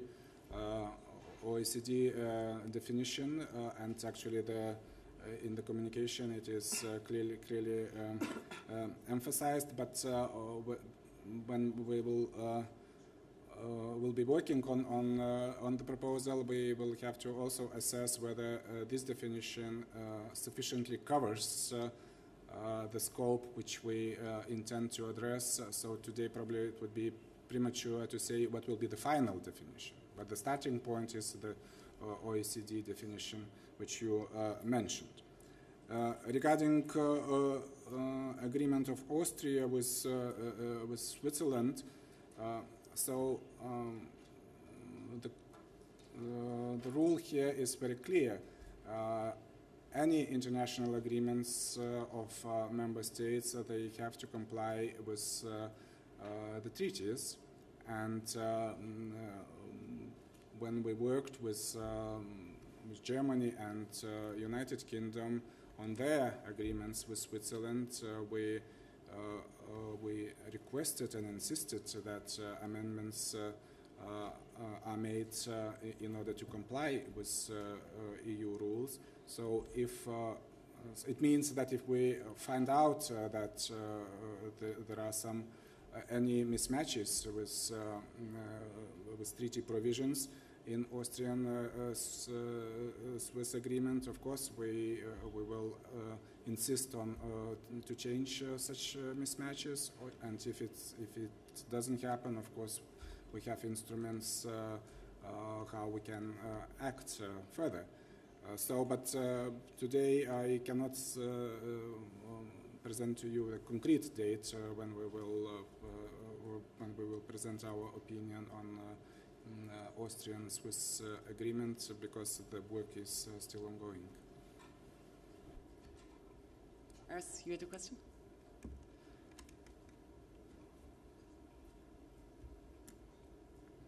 Urs Bruder, Swiss Public Radio. A question on the discussions about the code of conduct. Where do we stand there, and what do you expect to happen in order to be able to say at the end of this year that these discussions were positive?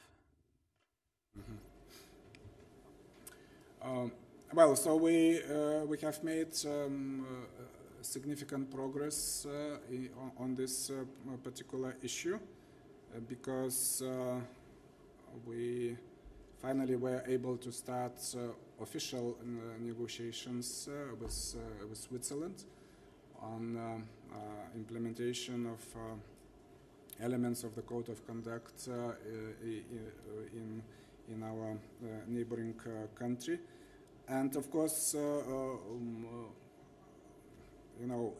within the EU, we made a huge exercise in assessing tax systems of our member states, and the result of that exercise was that 100 regimes, more than 100 regimes of our member states were recognized as harmful, and those member states were asked to change those regimes, and they did that. So, and we are also assessing we make the same actually exercise currently with Switzerland. We know the issue of cantonal tax regimes which have to be assessed, and of course the positive result of this exercise could be if we agree on amendments of the regimes which both sides will recognize as not respecting the principles of the Code of Conduct. James? James Crisp here from MLEX. I've actually got two quick questions. The first is to do with the idea of the minimum sanctions that you mentioned earlier. I'm just wondering if would that potentially be part of a legislative proposal? And the measures to tackle aggressive tax planning, what sort of, you said later this year, I was wondering if you could be more specific. The second part of my question is about the financial transaction tax. I'm just wondering if any of the member states have been in touch to do the next step for enhanced cooperation, and whether you see it going ahead as a full-blown FTT or a smaller version, say, just on shares. And finally, the revenue was going to go to the budget, the revenue from the financial transactions tax. Do you still see that as being the case for the FTT under enhanced cooperation? Thank you. So you said at the beginning that you will ask two quick questions, but I counted 4 questions in the row. Regarding minimum sanctions, of course we will have to decide what kind of instruments to use in order to make better alignment of sanctions among our member states. We have treaty provisions which allow actually to make proposals on in the form of hard instruments, and we are exploring this possibility. Of course, another option would be a coordinated approach of among member states.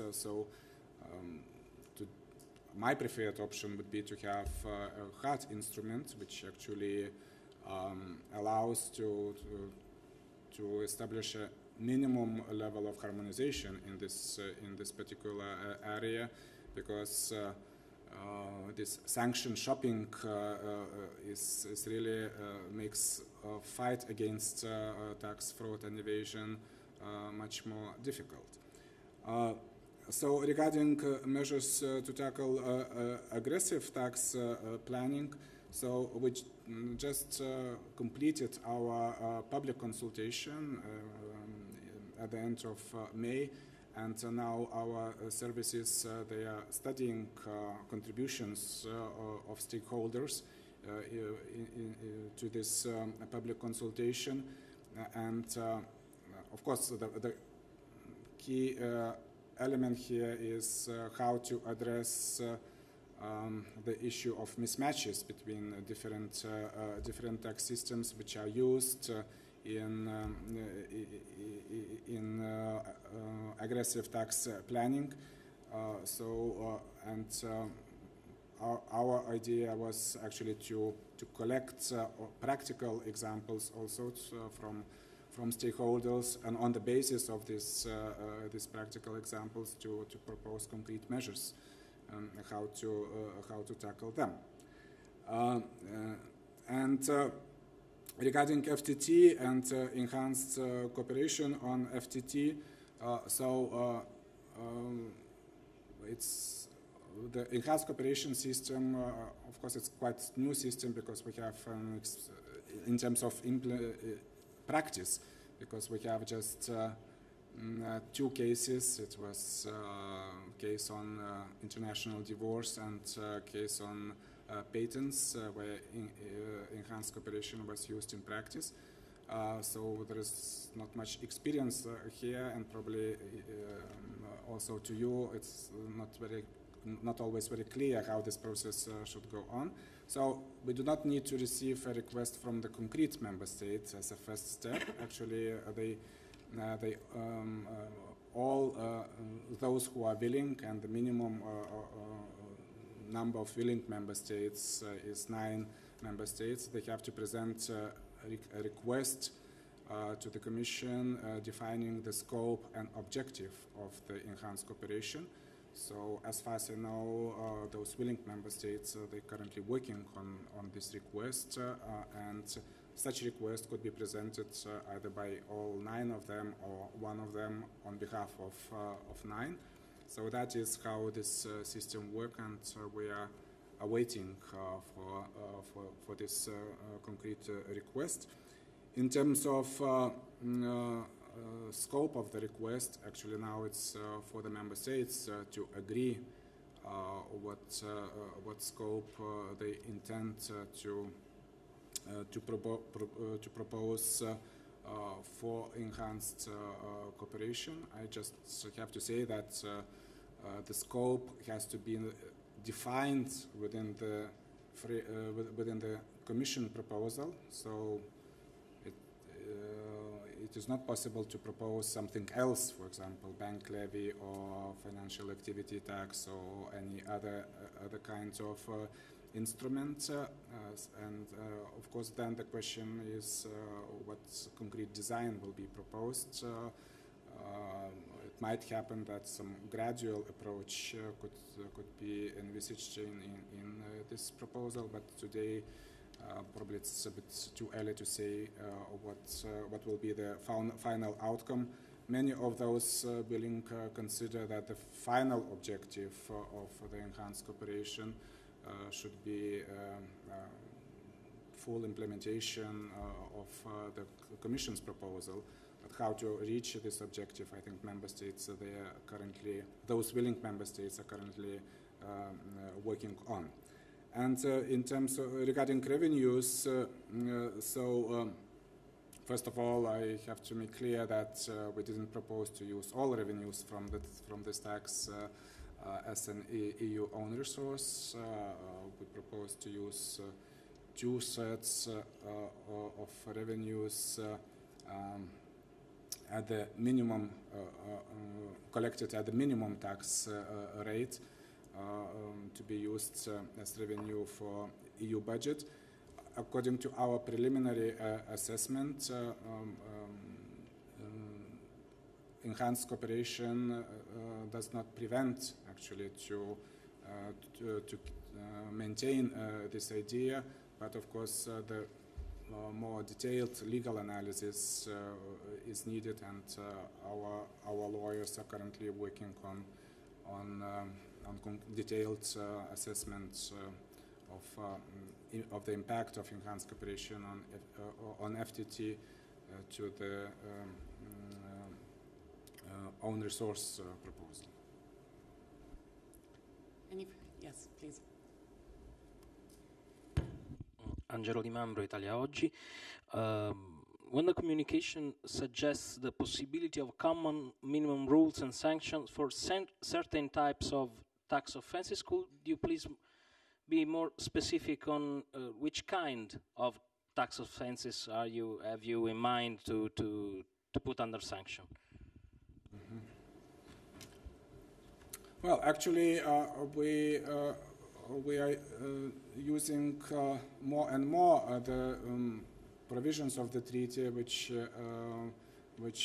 envisage the possibility to put harmonization into the system of criminal law, and very soon I will come together with Vice President Reding with the proposal on criminal protection of EU financial interests by means of criminal law, where we will propose the minimum level of sanctions for various offenses. And well, these offenses, of course, they will have to be carefully assessed, and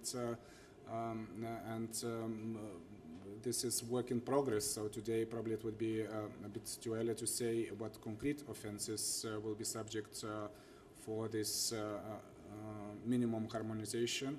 But I think that the idea as such is very important, and the key principle here is that we should include offenses which are most detrimental in fighting against tax fraud and evasion due to sort of shopping for sanctions. Any further questions? If not, thank you very much for coming. Thank you.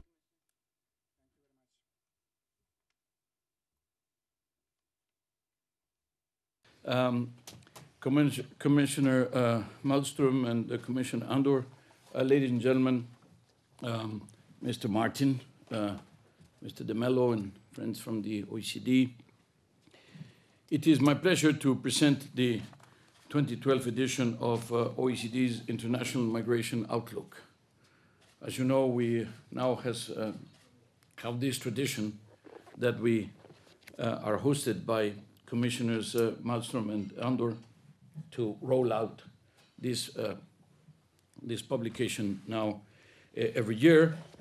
And it's that time of the year. And we're happy to be here. Thank you very much for joining us. It's the third consecutive joint launch of the study, and it reflects the excellent cooperation between the European Commission and the OECD. Now, this year's edition, called the Outlook for Migration in Challenging Times, it's an understatement, I think, addresses some key challenges for migration policies in the context of low growth and high unemployment, aging populations and workforces, and an unprecedented geo-economic shift from OECD countries to emerging economies. Now, one determinant factor for international migration flows in the coming years is what is happening in Europe today. The European Union is one of the main catalysts for international economic exchanges, including, of course, migration.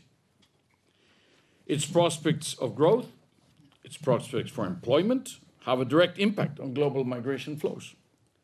This is why the decision that will be taken in tomorrow's summit, along with the efforts made by the G20 at Los Cabos, will be crucial for international migration and for migration policies. So what is the impact of this apparently endless crisis on international migration and international migration policies, international migration flows? How are the current global transformations influencing migration dynamics? What are the new trends? Well, let me share some of the key findings of the study. First of all, migration flows into the OECD bottomed out in 2010. What do we mean? Well, the global financial and economic crisis and the subsequent Great Recession had a tremendously negative impact on employment globally. Migrants, along with youth unemployment, of course, is one of the big, still serious challenges that we have. They were particularly affected by the global jobs contraction. Young migrants, as I said, in particular, but, you know, migrants hard hit. Young, very hard hit. Young migrants, even further. So, the impact was so strong that migration flows into the OECD countries actually experienced important declines for the first time over. It has secular growing trend, and it experienced declines during 2008, 2009. Now, in 2010, migration inflows declined again for a third year in a row. However, as the recovery started gaining momentum in several OECD countries, the decline was modest, around 3% compared to 2009. So it was tending to flatten out. The numbers of migrants in the 23 OECD countries we measured only 23 out of the 34, but we also measured Russia. John? We included Russia. They totaled about 4.1 million. So it's a higher number than in any year prior to 2005. And the preliminary figures for 2011 show that immigration flows started to increase again in 2011 in several OECD countries. Now, I have to say, given what has happened since, because, you know, we were seeing green shoots all over the place, then we started seeing not so green shoots, and now, of course, we're looking at 2012, which is pretty flat. So we have to see what happens with that, with the end of the story there. But at least for 2011, as it looked like there was a recovery in 2011, certainly in the first half of 2011, things were looking quite, better. It increased, and now we'll have to see if this trend holds, given the new bout of economic weakness. Now, it is interesting to note that these new increases are not related to the particularly hard times that some southern European countries are going through. In fact, emigration from countries like Greece, Italy, Portugal, and Spain increased only very modestly. That's important. Second key message. Free mobility of labor enhances its adaptability to changing labor market conditions. It seems intuitive, but what we are saying is we prove it here. We document the fact that free mobility of labor improves the situation overall, but also the fact that it can move makes it adapt faster to changing circumstances. Take the case of Europe again. Free mobility within the region accounted for much of the overall decline in immigration inflow since 2007, almost 500,000 of decline in immigration.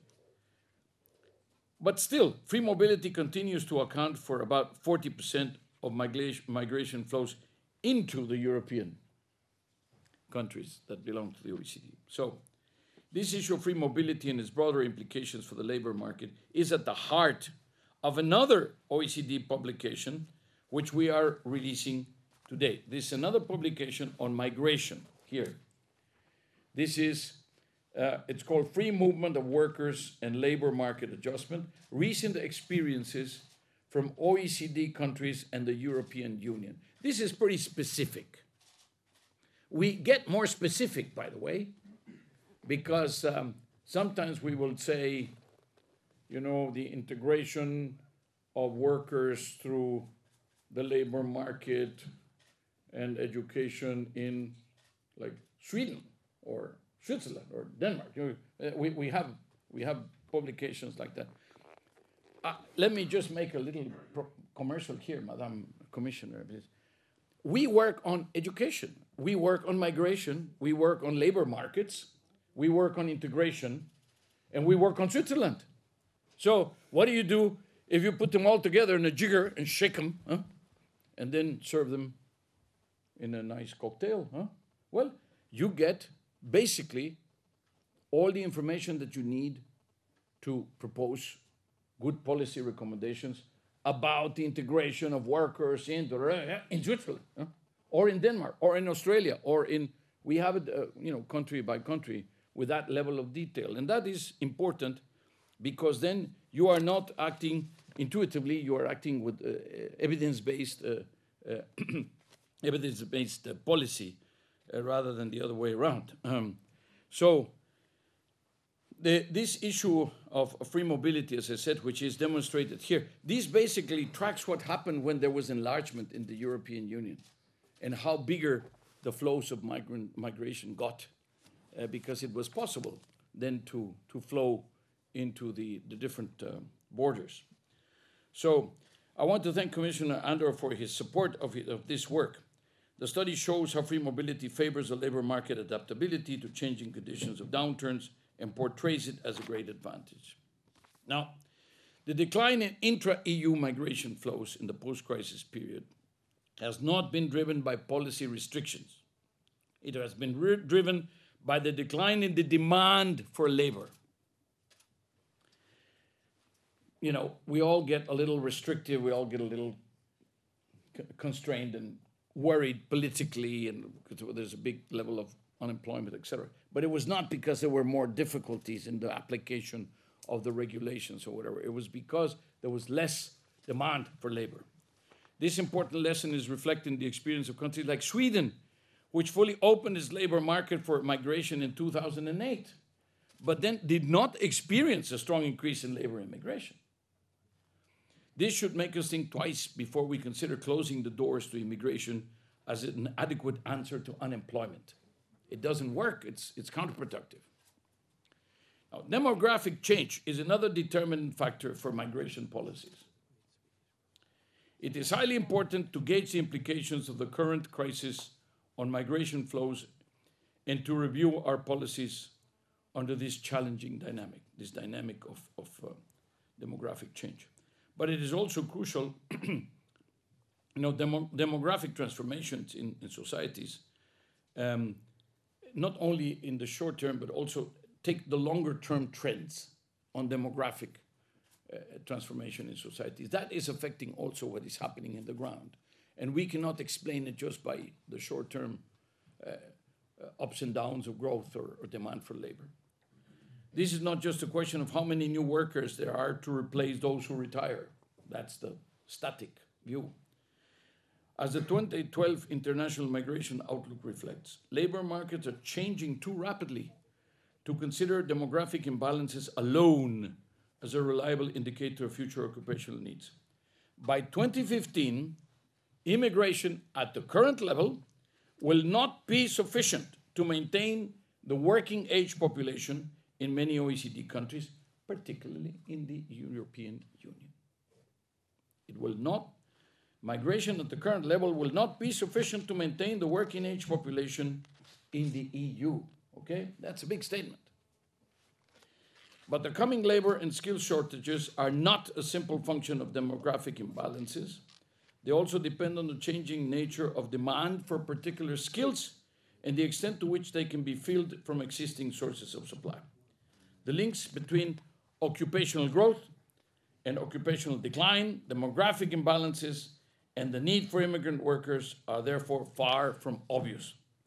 There's not one single determinant. Over the past decade, new immigrants represented 15% of entries in strongly growing occupations in Europe and 22% in the United States. So quite important. 1 out of 6, 1 out of 5 in the US.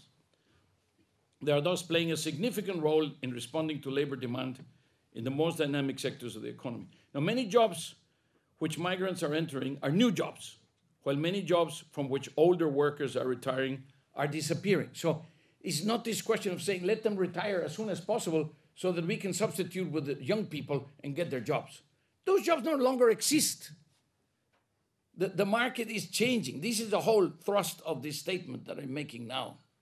So again, this static view that the sooner, because we are saying people should work longer. And then some people are saying to us, but Mr. Correa, you're contradicting yourself. You're saying people should work longer, and at the same time, we have this big unemployment. Huh? So if people should work longer, they're not going to leave the spaces for the new people to come in. That's completely a wrong way of looking at it. It doesn't work like that in the markets today. Now, let me say, even in occupations where overall employment is declining, that means in industries which are ebbing, there is still recruitment. New immigrants account for about 25% of new entries in these occupations in Europe and the United States, as these jobs are often less attractive to native workers. In other words, labor migration is not so much about replacing retiring workers, but about satisfying the changing needs of the labor market. So finally, one particularly interesting trend analyzed in this year's International Migration Outlook is the changing role of Asia. Everything, if you have to take Asia into everything. Every analysis of any kind, you have to take Asia, China, whatever you want to say. But, well, here, no exception. Migration dynamics in, from, and to Asia are becoming more and more important for OECD countries. Asia's share in migration flows to the OECD has grown impressively. In 2010, Asia has been the leading source region of new migration and accounted for 35% of all migration flows, more than 1 out of 3. This represents more than 1.8 million people, an increase of 56% over 2000. 56% increase over 2000. So in 10 years, more than half. However, Asia is rapidly becoming not only a source of region for migration, but also an important destination. In a growing number of Asian non-member countries, the policies, meaning non-members of the OECD, the policies to attract and retain skilled workers are converging with those in the OECD. So if OECD countries want to rely on a steady stream of skilled workers from Asia in the future, they must take steps to maintain, or rather improve their attractiveness as a destination for Asian skilled workers and students. Watch it. This is a call of attention. This is an amber light that is blinking here.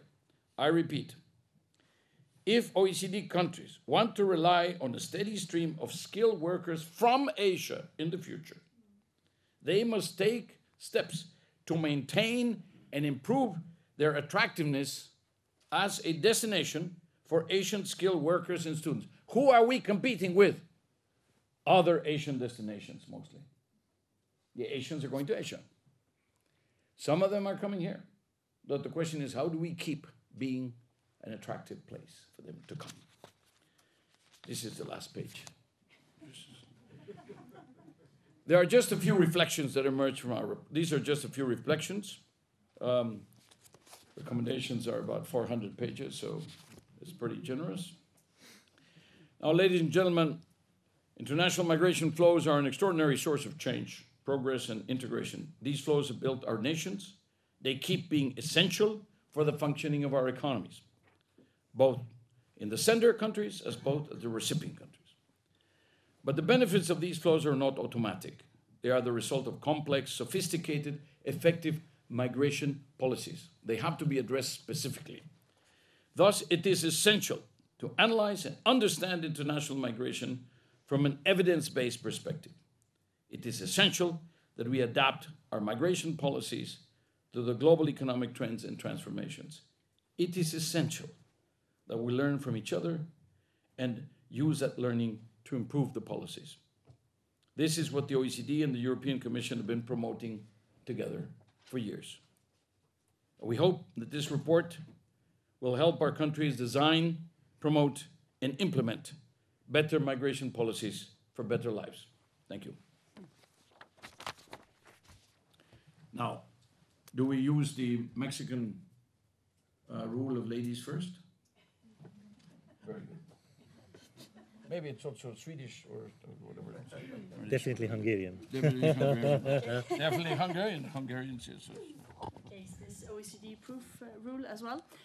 Well, thank you very much, Secretary General, dear Andor, Laszlo Andor, and dear Mr. Martin, ladies and gentlemen. It's really nice to be here. As you said, Mr. Gurria, this is becoming a tradition, indeed.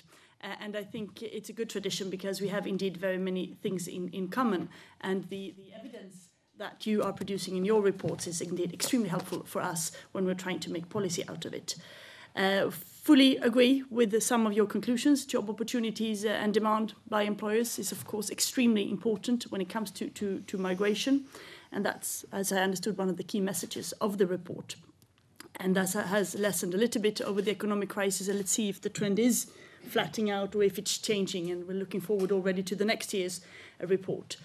As you all know, we have a very difficult situation in Europe, not only the economic crisis, but also the sort of political debate climate when it comes to migration. And that's why evidence, proofs, statistics from reliable sources such as OECD are so important in this.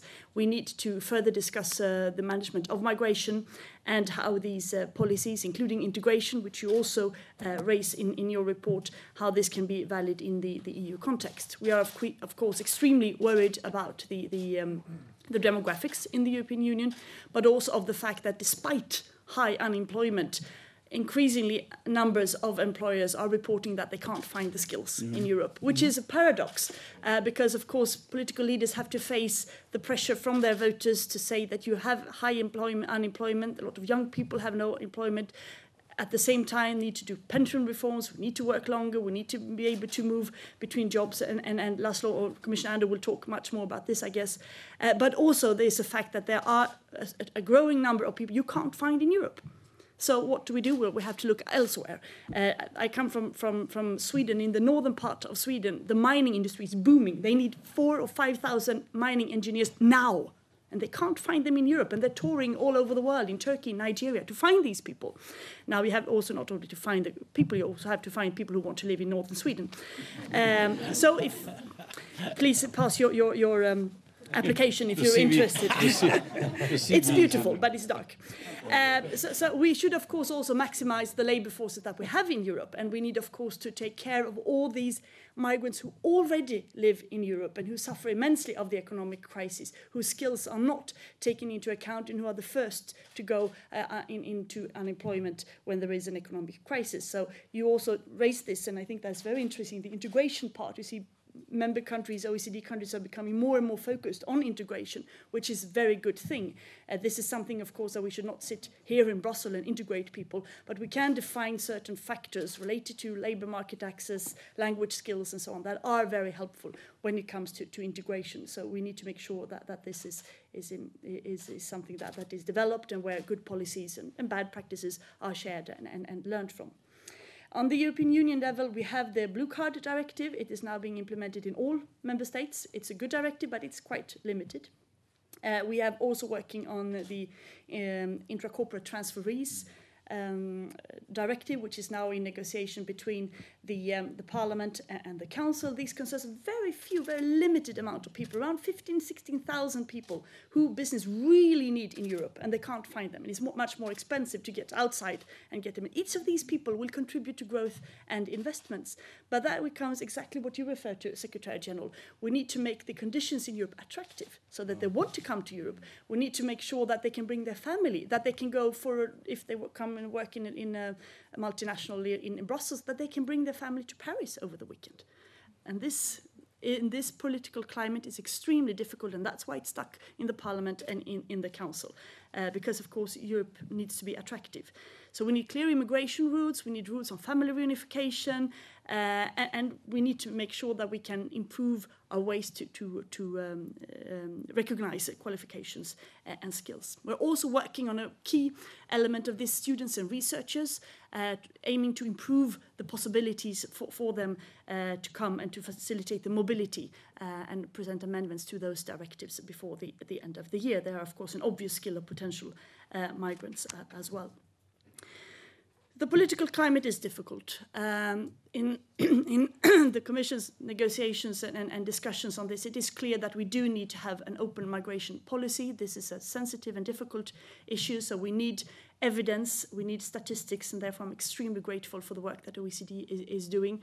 We need integration policies to address concerns of citizens as well, because of course we have failed in many cities, and we need to address these issues. We need strong leadership to be able to have two thoughts in your head at the same time. Yes, fight domestic unemployment, but yes, we also need to open our economies for labor migration.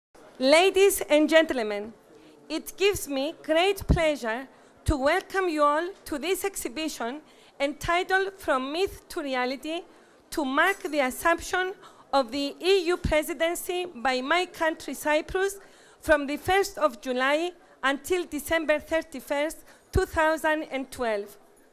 This is a big challenge and a great opportunity for Cyprus to lead the collective efforts for a better, more efficient, fair, and sustainable Europe for its citizens. Cyprus aims to achieve progress in promoting solutions to outstanding issues concerning the European economy, the present economic crisis, unemployment, and social cohesion. Moreover, it aims to be an honest mediator for concluding important negotiations relevant to the multi-annual financial framework and a promoter of the 7 flagships of the EU 2020 strategy.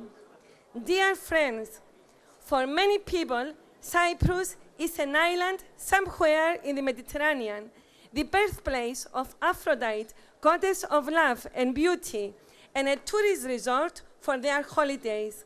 For others, it is an island which has been invaded by Turkey in 1974, and since then it is partly occupied by Turkish occupation forces.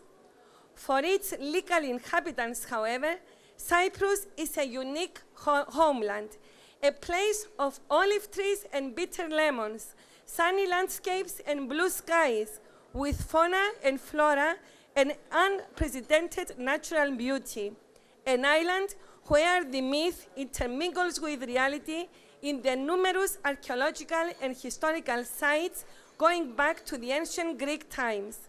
Myths such as the abduction of Europe and its journey to Crete, the birth of Aphrodite from the foam of the sea, and several others are just a small part of the long cultural tradition and heritage of Cyprus, which intermingles with its long and troublesome history. Its privileged geostrategic position in the Mediterranean at the crossroads of 3 continents has always been a blessing, but also a curse. A blessing because it helped the development of a uniquely rich cultural heritage that bridged together people, ideas, religions, and great civilizations that spread numerous monuments referring to different periods of its troublesome history all over the island. Unfortunately, however, this privileged geostrategic position has also proved to be a curse because it made Cyprus a victim of several invasions and conquests by powerful empires and invaders, both in the prehistoric but also in the historic periods. Heroes and poets naturally coexist in an island rich in history and traditions. From the 11th century BC, when its predominantly Greek character took shape, the island enjoyed periods of freedom, but for much longer periods it was subject to the rule of the Assyrians, the Egyptians, the Persians, the Romans, the Franks, the Venetians, the Ottomans, and the British. Cypriots struggled ever since to gain independence, sovereignty, and self-determination. Cyprus became finally independent in 1960. The sad story of invasions was repeated in 1974, when Turkey invaded Cyprus. Since then, 37% of the Cyprus territory is under Turkish occupation. The violations of human rights by Turkey persist, victimizing thousands of refugees, missing and enclaved people, despite several unimplemented resolutions of the United Nations, the European Union, the Council of Europe, and other international institutions, including the European Court of Human Rights. Besides ethnic cleansing in the occupied part, Turkey continues illegally importing and settling of thousands of colonies from the depths of Turkey, altering the demographic structure of the island in an attempt to wipe out 3,600 years of Greek history. Turkish intransigence and continuous threats extend to the present, with Turkey threatening interruption of all its relations with EU during the Cyprus presidency and demanding termination of the oil drilling investigations undertaken by the Cyprus government in the Cyprus exclusive economic zone. Cyprus is, however, looking forward. It is striving hard to be a successful member state of the European Union, and it is proud for joining in the European Union in 2004 and for becoming a member of the Eurozone in 2008. The second half of 2012 marks its first presidency of the Council of the European Union, and the island looks forward to meeting the challenge in the most successful manner. Ladies and gentlemen, this is why we took this initiative today, to present Cyprus's most representative features through a stamp exhibition commemorating important historical moments, but also multifaceted information about life on the island. We invite you today to travel with us orally to the island's 10,000 years of history, to imagine again Goddess Aphrodite greeting Europe as she did in the relevant myth when Greek god Zeus turned himself into a bull and mounted the Phoenician princess Europe on his back and conveyed her through the Mediterranean Sea from Phoenicia to Crete. Europe was the Phoenician princess from whom the name of the continent Europe has ultimately been taken. And today, this stamp exhibition representing the abduction of Europe is the title selected for this event, symbolically extending the warm greetings of Cyprus to Europe, promising a successful presidency. This exhibition gives us an opportunity to share experiences and facts, to revive historical memory, to record and present several aspects of Cyprus, the history, the land, the people, the rape of a unique cultural civilization, which is also our common European heritage. Once again, we take this opportunity to protest for the ethnic cleansing, the plundering of our cultural heritage, and the dividing line that still separates the island in two, asking for your solidarity. I welcome you all to this event and extend my sincere thanks to the European Commissioner for Culture and Education, Mrs. Androula Vasiliou, who is going to be with us in a few minutes. I welcome also the Minister in charge of the Cyprus presidency, Mr. Andreas Mavrogiannis, who has just joined us, the Director of the Cyprus Post Office, Mr. Andreas Grigoriou, who accepted to be one of the speakers. Among us, there are eminent friends and colleagues from the European Parliament, namely MEPs Mr. Kasoulidis, Triandafilidis, Mrs. Parvanova, Mr. Hidalgo, Mr. Koumoutsakos, Mrs. Werthmann, Mr. Madlener, Mr. Daniels, and also representatives from the offices of Mr. Beckett, as well as a lot of other MEPs and their assistants. And we all thank you very much.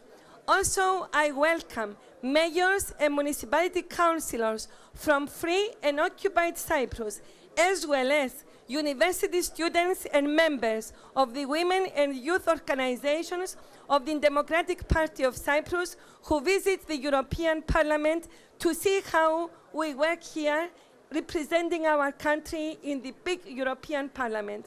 I particularly express my deep appreciation to the President of the Philatelic Society, Mr. Nikos Drangos, who gave me the permission to photocopy valuable pieces of his stamp exhibition and present herewith the multifaceted face of my country, as well as to Mr. Marinos Kortas and Andreas Grigoriou from the Post Office for their valuable assistance in putting together a selected series of posters with stamps which are representative of the various facets of life in Cyprus. I wish that the Cyprus presidency is a very successful one for Europe, and I'm sure we shall do that. We shall be very successful. Mr. Spiros Danelis is also here, and I welcome him very much. And I'm sure that a lot of other MEPs are joining us because there is a lot of enthusiasm here, because Cyprus is going to be the president for the first time, and I think everybody is working towards success. Now I give the floor to the Commissioner, Mrs. Androula Vasiliou, who has just came after a meeting she had in the Commission, and I welcome her here, and we are ready to listen to her speech. Thank you.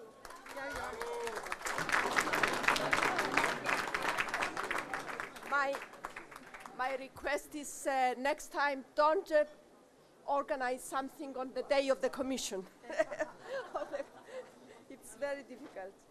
So, dear Mrs. Papadopoulou, ladies and gentlemen, dear friends, it is with great pleasure that I welcome you to the opening of the exhibition From Myth to Reality, Aphrodite Greets Europe, which traces Cyprus' rich and varied history, its development and its achievements through the stamps. It is a journey which spans centuries and continents and culminates right at the heart of Europe. I find that the choice of the myth of the abduction of Europa as a starting point for this exhibition is wonderfully apt. The myth of Europa is, of course, deeply embedded in Cypriot history and tradition. It was, after all, the Cyprian goddess Aphrodite who sent Europa a sweet dream and advised Zeus to transform himself into a bull, thus propitiating their epic flight from the shores of Asia to the heart of European civilization.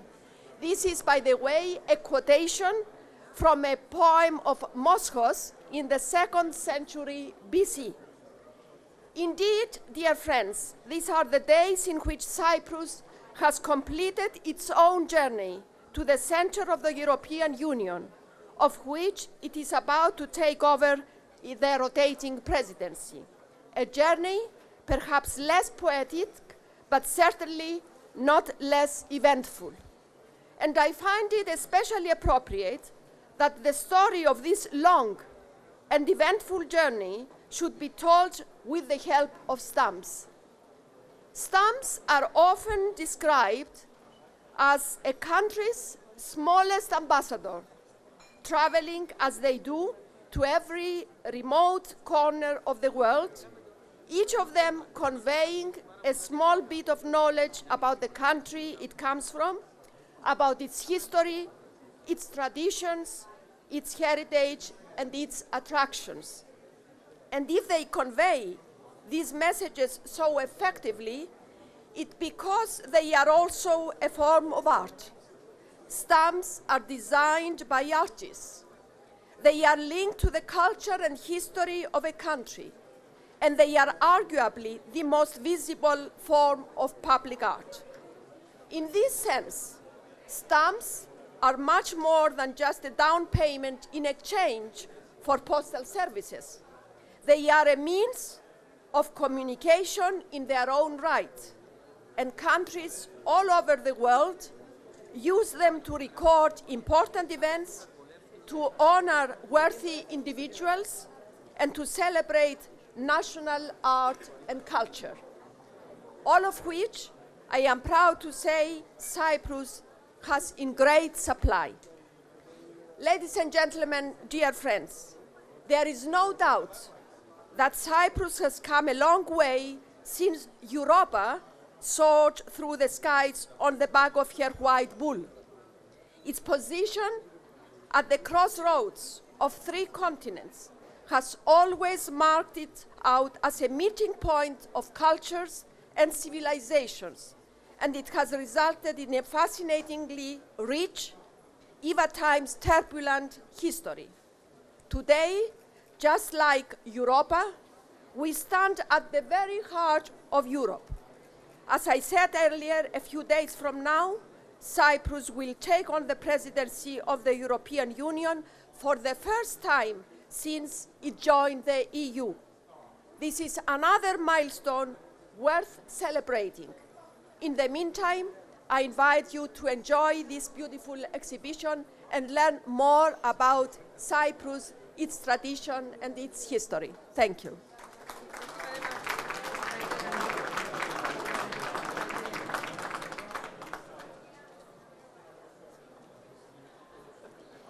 I now invite Mr. Andreas Mavrogiannis, the Deputy Minister for European Affairs, and he's in charge of the forthcoming presidency of Cyprus, and I thank him for being here today with us. You have the floor.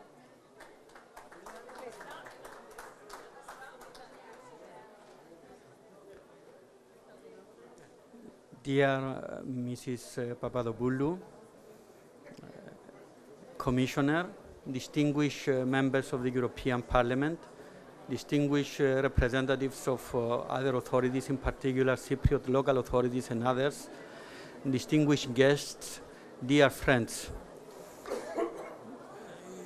What is the main characteristic of the ancient civilization in Cyprus and in the Greek world in general? Is that at the end of the day, we can provide a secret answer to this question, which is the title of this exhibition, From Myth to Reality. And the answer is that there is no distinction. Because whether you say that Aphrodite is a myth, the matter of the fact remains that if you go to Cyprus, you are going to find Aphrodite's birthplace, you are going to find her temple, you are going to find her baths, you are going to find Aphrodite everywhere. The same applies for the history of the country and for its contribution to the European civilization. It doesn't matter where myth ends and where reality starts.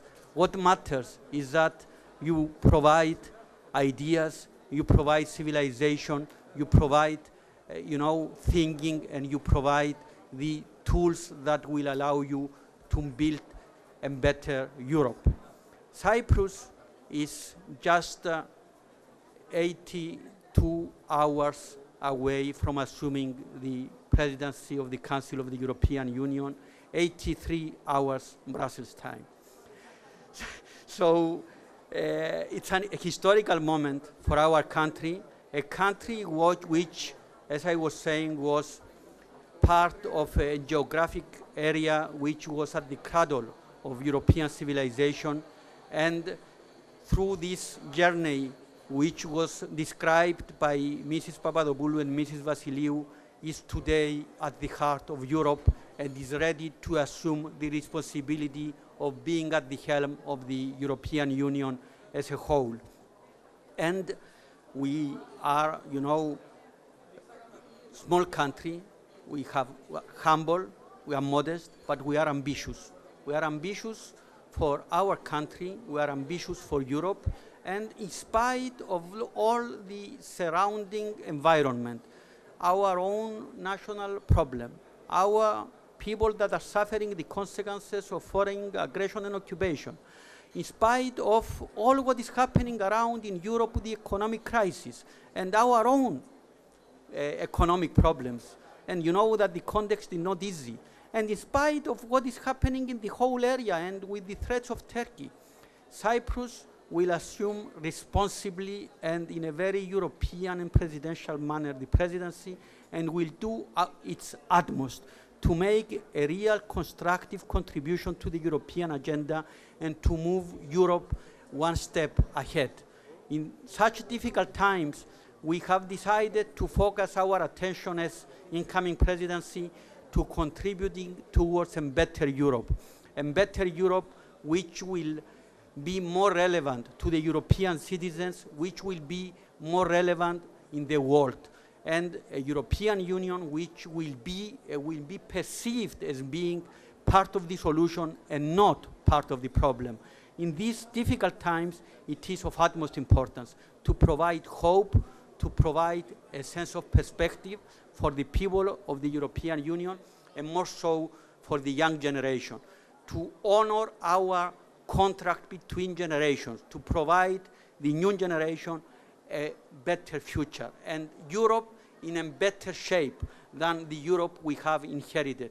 We are very proud to be today at the heart of Europe. We are very proud Europeans. We believe that through our presidency, we are going to be instrumental in moving forward and in building the Europe of tomorrow, in modernizing also our economy and our country, to have it be more European Union minded, to have all Cypriots being proud of being in the European Union, and I purportedly say all Cypriots, including the Turkish Cypriots. I believe that they have every right to be proud also, because if some of them, at the instigation of the illegal regime, are here today to protest, is because they enjoy the quality of being citizens of the European Union thanks to the efforts of our government. So therefore, we need to understand that the ambition of this presidency is to be a real unifying factor for our country and for Europe, and at the end of the day, we want the European Union as a whole and all the European citizens at the end of the Cyprus presidency to understand and feel Cyprus as a real integral part of their world, of our world, and be proud to have Cyprus and the Cypriots in the European Union. I thank again Antigone Papadopoulou for this wonderful initiative. I thank for this exhibition, and please enjoy this moment in the heart of Europe. It was a fantastic moment for me to be with you. Thank you very much, Mr. Mavroyiannis. I think that we shall work all hard so that the Cyprus presidency will be a great success. The last and final speaker is Mr. Andreas Grigoriou, the director of the post offices in Cyprus. Please, you have the floor.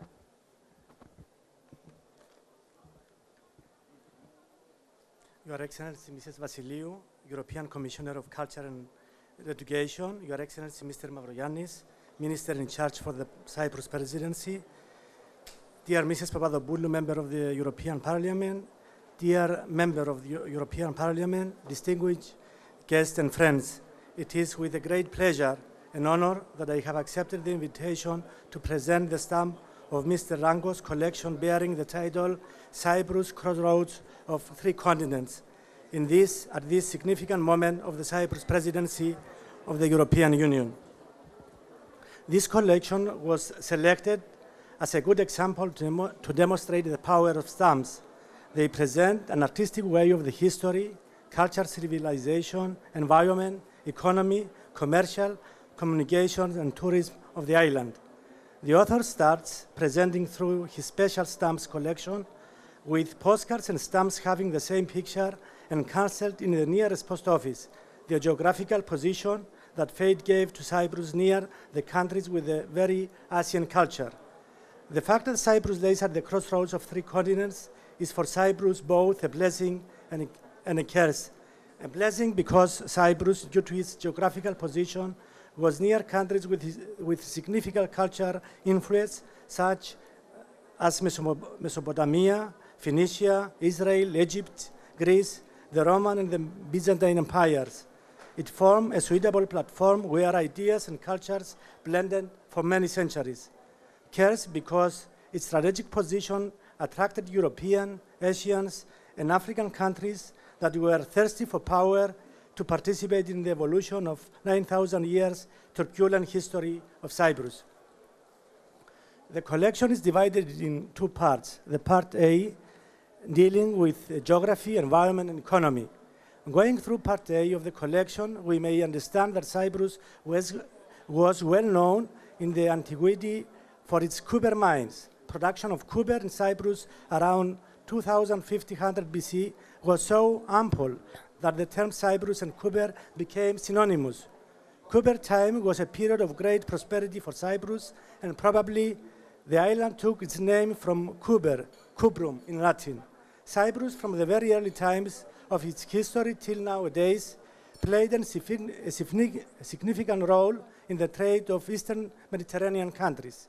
Its economy made it the object of contest among the great powers in antiquity, the Assyrians, the Egyptians, and the Persians, who in turn became its conquerors. The island is established with a rich profusion of fauna and flora with elements from all three continents that surround it. Famous for its forests and wood, ships were made with which goods were carried to and from the three continents. Due to its geographical position, the island acts as a bridge between Europe, Asia, and Africa, where all sorts of plant life can thrive. Stamps show that being an island, Cyprus hosts certain plants are not found anywhere else in the world. They are now officially protected. Furthermore, the island hosts a great variety of migrating birds, which travel from south to north in spring and vice versa in the autumn. Cyprus lies on two migratory bird routes between Europe and Africa and between Europe and Asia, serving as a bridge between the three continents. The second part of the collection, dealing with history, civilization, and meeting of cultures, is very well presented as well. In this part, the collection presents all the elements which show that Cypriot leaders and Cypriot artists of antiquity were inspired by Greek mythology, including the myth of Europe, and created the basis of the European civilization through high-quality works of art depicting the abduction of the Phoenician princess Europe by Zeus. Here is presented as well the historical evolution and the cultural heritage of Cyprus people, which is the most important asset, giving them identity, a sense of continuation through the passing of time and the knowledge of being and belonging to a place. Ideas and cultures met together in Cyprus for many centuries, creating that we call today a Cyprus civilization. I advise all of you to have a look, especially on this second part of the collection, where historical milestones from Neolithic period. Finally, the whole presentation is completed with the last chapter referring to the hope and wish for better future of Cyprus as a member of the European Union. Thank you very much.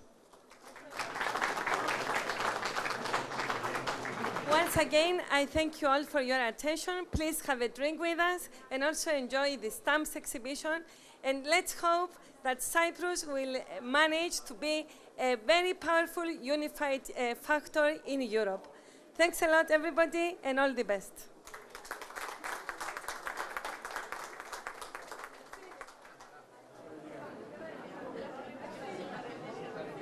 A la hora de plantear cualquier innovación o cualquier cambio.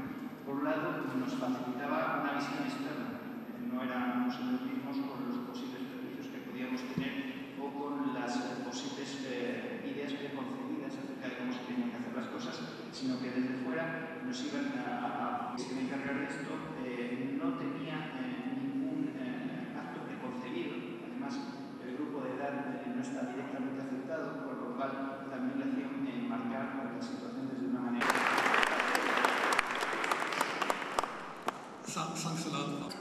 fast as Spain has been hit, as the rest of Europe, by quite the economic crisis right now. We have done some benchmarking and cost-benefit analysis to draw some inspiration, ownership and awareness.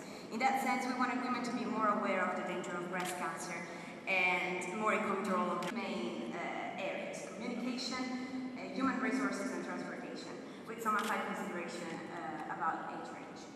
The first recommendation regards communication. Awareness should start very early, as the screening age is around 45 years apart. So with a combination of new technology, with a good communication strategy, a website with all the information available, and the use of social media, because here target age campaign to make breast cancer much more of a day-to-day issue for women in Castilla-La Mancha. Making them more likely to participate in the experiment in breast cancer units, and to increase the likeliness of attendance to the programs, as we know that the elements of fear and to the screening. Transportation, this was a very challenging point. As you have seen from the very good presentation of the director, and Castilla-La Mancha is a very challenging area with a very low density of population, so the population is very sparse, and the screening facility. So we devised a system on concentric circles and built around the screening facility. As we noted at the time, and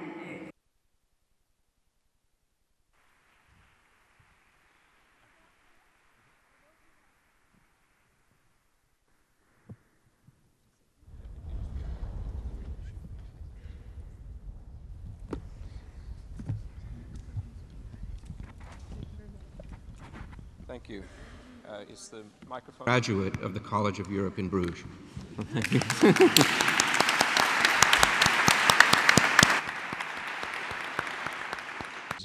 Busy moment. Professor Desmarais, would you like? Thank you for your patience.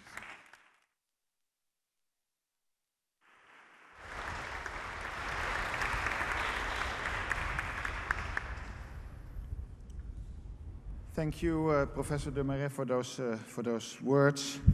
Ladies and gentlemen, for us as Accenture, it is a great honor to be associated with this great gathering, I would say, of some of the strongest public services leaders in Europe, who are working day to day, roll up the...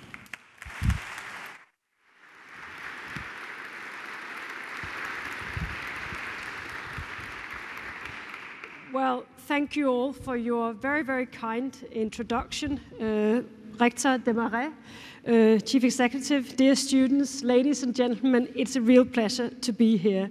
It's a pleasure and a privilege to be able to perform this year's Chamonix lecture. And as was mentioned, of course, by Rector Desmarais, I'm an ancien from the College of Europe. I had a fantastic experience studying in the College of Europe, and it provided me not only with a husband, which is always a good thing, but also it provided me with a European outlook, and it gave me a solid understanding of European integration, a solid understanding that I would not have been without all these years where I've been working with Europe, and also now when I'm working with Europe as intensely as I am right now.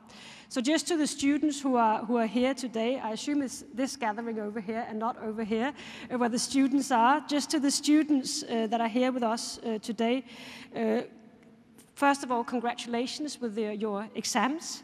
Thank you all. Thank you for coming here. I know you're very busy these days, but also I hope that you appreciate that you have been attending one of the best institutions for higher learning that Europe has to offer, and you have probably not only gained friends for life, but also an experience that you will use for life. Today, my task is to reflect on the Danish presidency for the Council of Europe, and to talk a little bit about what we have managed to achieve during our term as presidents. I will, of course, also be saying a few words about tomorrow's meeting of the European Council and a little bit about the important tasks that lie ahead of us. And you will understand from what I see that there are a lot of pessimists in Europe right now. I'm not one of them, and hopefully we will all be a little bit more upbeat when we leave this meeting. But before we do that, I can't help addressing directly the main topic of this conference and the reason why you all actually are gathered here today, because it is very, very interesting. And I just want to share a few experiences with you about modernization of the public sector in Denmark, which we are also very interested. We all know that we live in times of great challenges, and from a public policy perspective, one of our most important challenges in all our countries is the need to constantly improve our public finances. And I'm sure this has been part of your discussion here today. And part of the solution in doing that, there are many solutions to that, but part of the solutions in doing that is to, of course, improve how we organize the public sector. We must provide better public services for each euro or kroner or whatever we spend, and we need to understand that innovation and better management of the public resources is what is called for these days. Is this an easy task? No, not at all, because all change is very difficult and it requires a very broad-based effort when you try to change in the public sector. And one approach I would like to bring forward today is that the approach of digitalization has been one where we had very good experiences in my own country. Sometimes digitalization is just something that is seen as a buzzword, but there's no doubt that we are talking about major gains in terms of efficiency, and also, and I think this is important, perhaps also better services to our citizens. Examples, we have in my own country decided to make digital communication between public authorities and citizens mandatory in Denmark. And this means by this December 2012, if citizens want to change their address or they want to enroll their children into a public school, they have to do that online. By the end of 2014, citizens will receive all mail from the public authorities through a secure digital mailbox. And this has, we will see that this will be a tremendous release in terms of public resources that, of course, can be used elsewhere. Important task, and it goes without saying that there will be people without computer skills that has to be assisted when we make this enormous transformation. We will all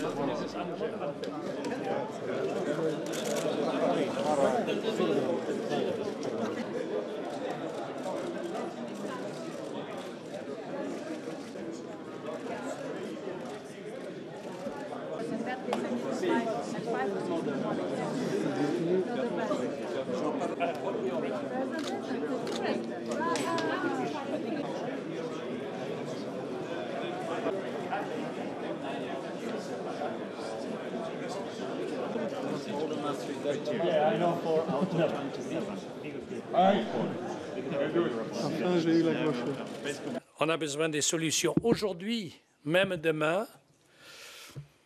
Donc, il faut faire l'un et l'autre. Et par ailleurs, si on dit on va à l'approfondissement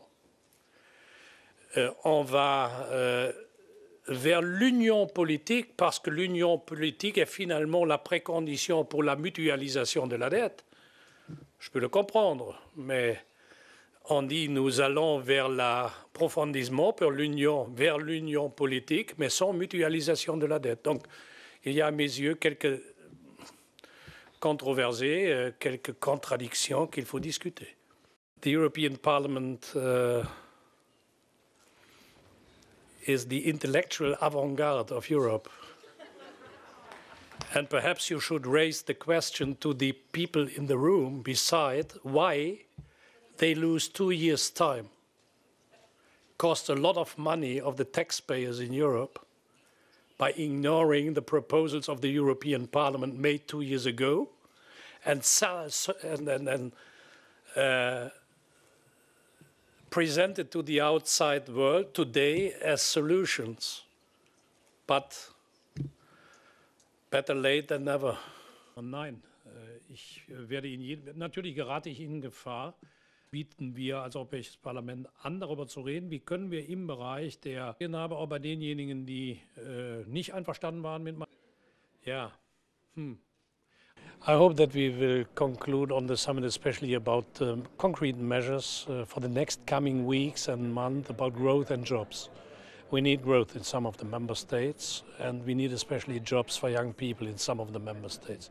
And to invest in growth and jobs in Greece, in Italy, in Spain, also in Ireland or Portugal is from the highest importance. Secondly, I think the interest rates for Italy are too high, and whatever we can do with the stability mechanism, potentially with a banking license for the stability mechanism, we should do. I think Prime Minister Monti should not return to Italy without a result. That's the reason why I suggested to the European Council an interinstitutional agreement between Council, Parliament and Commission to accelerate the decision making.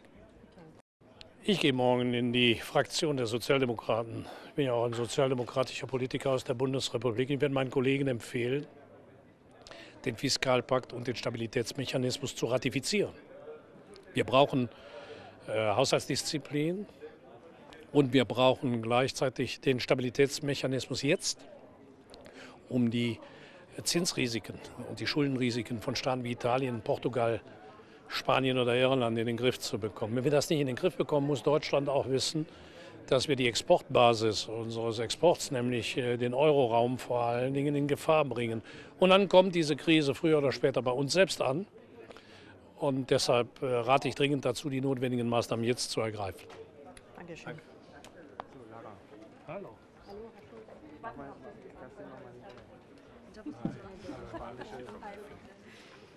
Ich stelle mich hier. So, ladies and gentlemen, you hear me? Yeah? The micro is on? Yeah.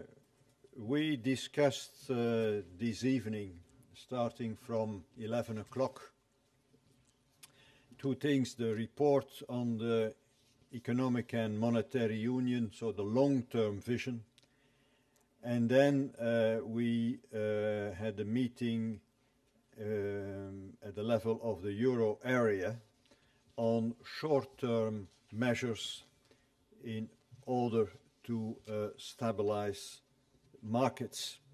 So on the report on EMU,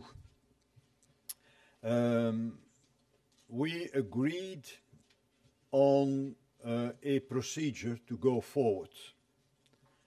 And the report towards a genuine economic and monetary union presented by the President of the European Council in cooperation with the President of the Commission, the Eurogroup and the Central Bank sets out the 4 essential building blocks for the future of the EMU: an integrated financial framework, an integrated budgetary framework, an integrated economic policy framework, and strengthened democratic legitimacy and accountability. So we agreed on those 4 building blocks. Now, as a follow-up, the President of the European Council is invited to develop, in close collaboration with the President of the Commission, the Eurogroup and the ECB, a specific and time-bound roadmap for the achievement of a genuine economic and monetary union. We will present a first report in October 2012. For this procedure, we will work in close cooperation also with our member states, not at the end of the process, but during the process as a whole. Also, we will also consult the EU institutions, not to mention the European Parliament. So there is a difference between the drafting of the report, which was a mandate given to the four of us, and here the drafting of the final report with concrete proposals, and that we will do as we did in the Fiscal Compact Treaty together with our member states. So it will be quite a job to get this ready before the end of October, but the Council wants that we speed up the work and that we can show the first results of our work already in October. So this was the first part of our discussion. Of course, it's extremely important that we agreed not on the report itself, but on a clear vision about what has to be done, working on the four building blocks. And the aim is, of course, to make the euro an irreversible project. And then we devoted also quite some time in the Eurozone summit on the short-term measures. So the text on which there was an agreement is as follows. We affirm that it is imperative to break the vicious circle between banks and sovereigns. The Commission will present proposals on the basis of Article 127, sixth paragraph, for a single supervisory mechanism shortly. And we ask the Council to consider these proposals as a matter of urgency by the end of 2012.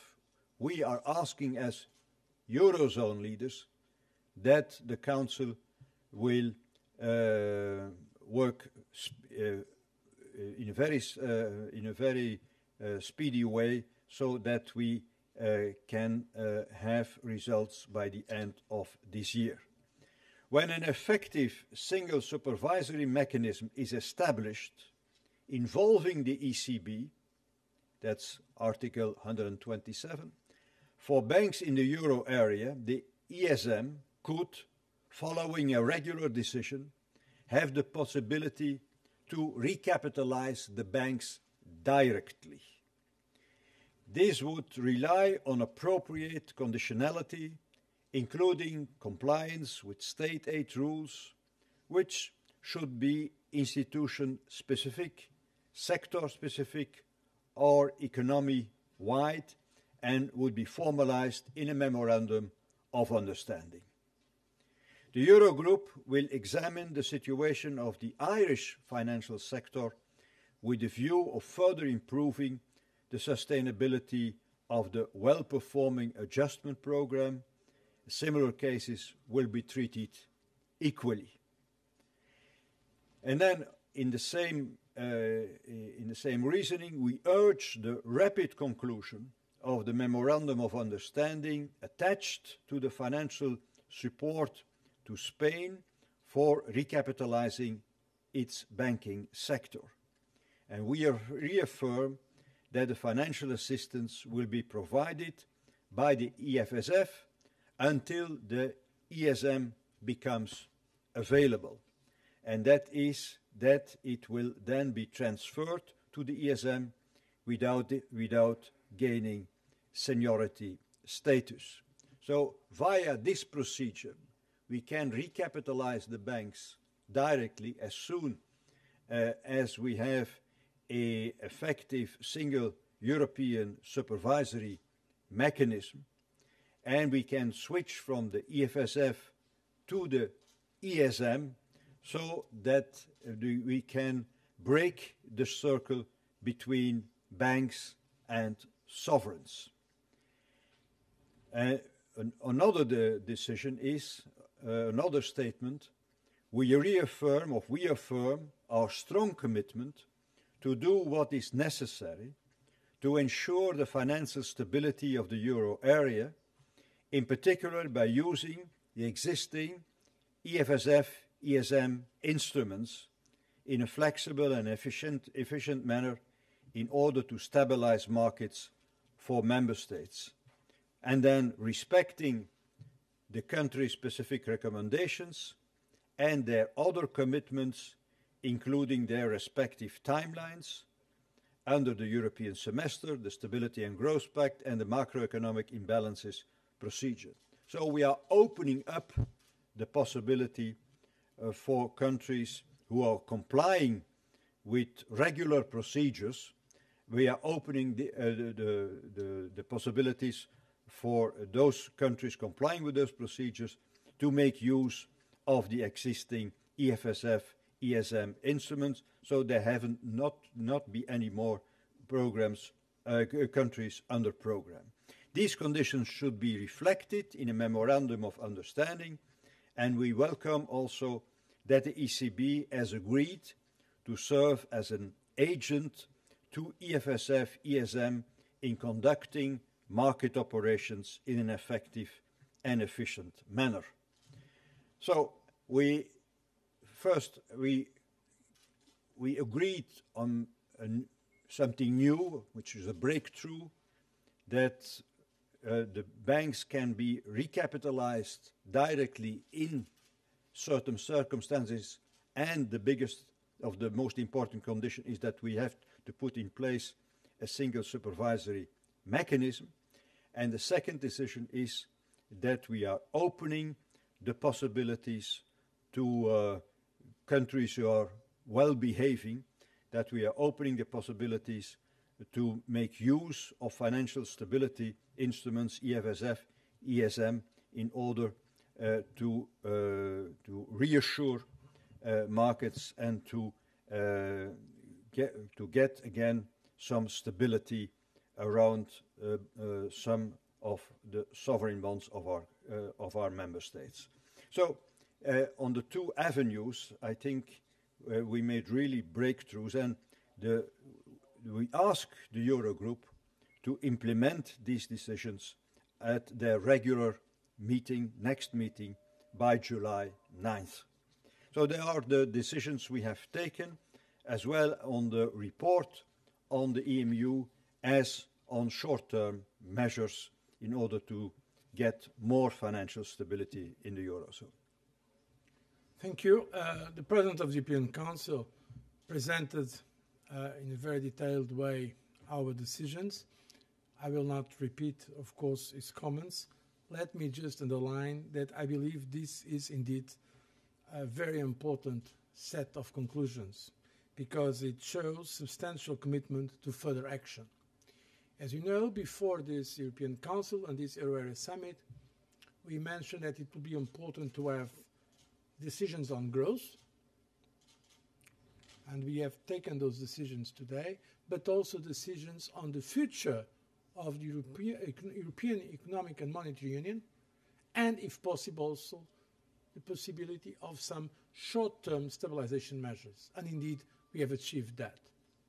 Because not only the leaders of the European Union member states have agreed generally to pursue the work that was prepared by the President of the European Council, together with me, the President of the Eurogroup and the President of the ECB, in terms of the genuine EMU, but already today, a fundamental decision was taken by the euro area. And this decision is no more than to have a single supervisory mechanism for the euro area. in fact, one of the points that was highlighted in that report. They need to have an integrated supervision for the euro area. And in fact, the Commission will make appropriate proposals as a matter of urgency. We will deliver swiftly the proposal for a supervisory mechanism for the euro area in accordance with Article 127, paragraph 6. Of course, it means that the ECB will be able to fully play its part in this euro area financial supervision. But not only we have taken this very important decision at the euro area level, but also there are other measures that are now possible in terms of short-term stabilization for some countries that are now feeling special pressure. And there is concrete reference here to the case of Spain, memorandum of understanding that we hope that will be now concluded as a matter of urgency for the financial support for recapitalization of the Spanish banking sector, with an important decision is that when the ESM becomes available, this financial assistance that is now going to be provided by the FSF will be transferred to the ESM without gaining seniority status.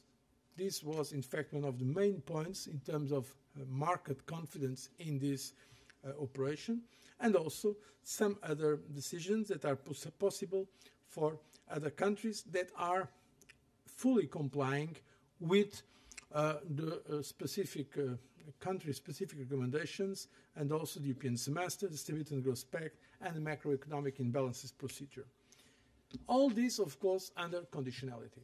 And the conditionality is highlighted in all the elements, namely, when we'll have this European supervision reinforced, it is stated that it will rely on appropriate conditionality, including, by the way, formalized in case of action through a memorandum of understanding. So if there is the need for a direct recapitalization of banks. So it means that in the not distant future, direct recapitalization of banks will be possible under very strict conditions. And also in the other process, these conditions have to be applied. So I think it is, in fact, very ambitious decisions that shows, once again, the commitment of the member states, namely those in the euro area, to the irreversibility of the euro. And I think this will be recognized by all. Thank you.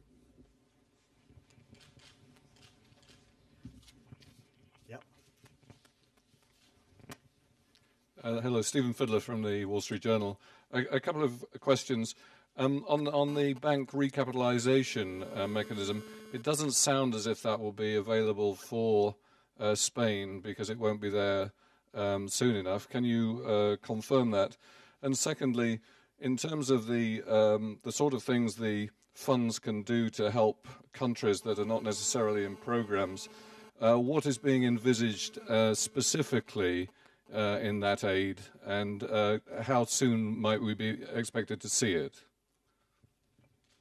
I asked Thomas Wieser, who was chairman of the working group who prepared the text. Of course, we discussed him at length in the Eurozone Summit, but he is our technical expert, and he can give you the more details, and we'll give you later on a political answer. Yeah, Thomas. Okay, thank you. Maybe first the issue on when Spain could access this specific banking recapitalization program.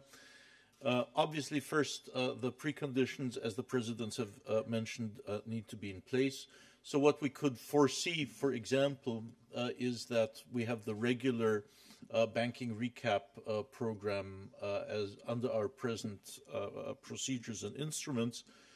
And then, and that is why it is important that this very rapid, that the proposals are rapidly forthcoming, we would transfer it then as soon as possible to such an instrument, and that would imply that it can be very rapidly taken off the balance sheet of the Spanish sovereign.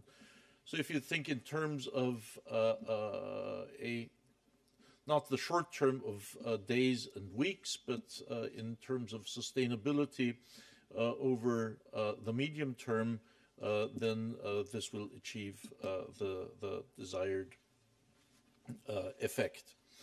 On when and how well-performing member states could access the instrument if they are following the respective procedures, I think first we have to flesh this out, but there, as was mentioned, the July dateline has been set for us. This is ambitious, but I think it is possible. And indeed, it is a procedure which should be available for countries that are experiencing, despite good economic policies, special pressures on capital markets. So I would guess we will try to have this ready already in the summer. Okay, but we'll take only one question because it is early in the morning. And Consoli from TM News Italy. I would like to understand better the issue of conditionality when you say well-performing countries. Does it mean that countries that have or that are already on track for the European semester, for the country-specific recommendations, for the deficit procedures, excessive deficit procedures, these countries, they will not need any further conditions in order to access the mechanism? Did I understand well? So it won't. It will not. The memorandum of understanding will only take note that they are following well, they are well performing, and there's nothing else to add. Thomas? Yes, but the memorandum of understanding would not consist of the one line saying these are well performing. The memorandum of understanding would reproduce the country-specific recommendations that the country has, and possibly set out some timelines for implementation. But you are right, what is in the country-specific recommendations, including EDP, macroeconomic imbalance procedure, that would be the taxative enumeration in the MOU. Timeline can be added, and that can be something new. So there is some pressure on to comply within a time frame. But for the rest, it are the normal procedures, and they have to comply with all what is foreseen in the semester, the specific recommendations, and so on. We have to leave you. You have to get some sleep before that we start our meeting tomorrow morning again at 10 o'clock.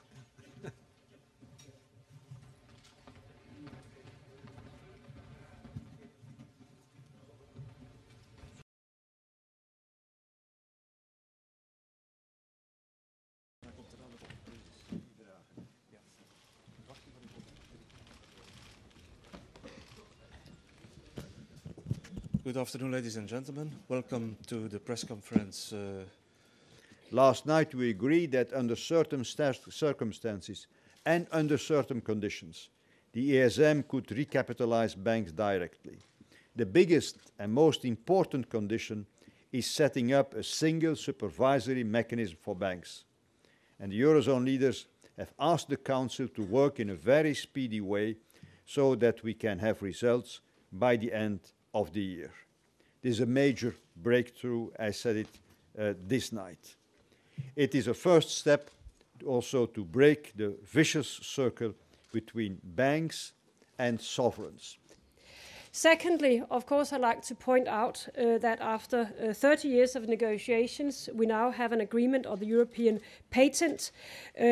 European businesses will now experience, when we have it finalized, that instead of applying for a patent in 27 member states, they can apply only one place, and that is, of course, something that will be good for growth and business in Europe.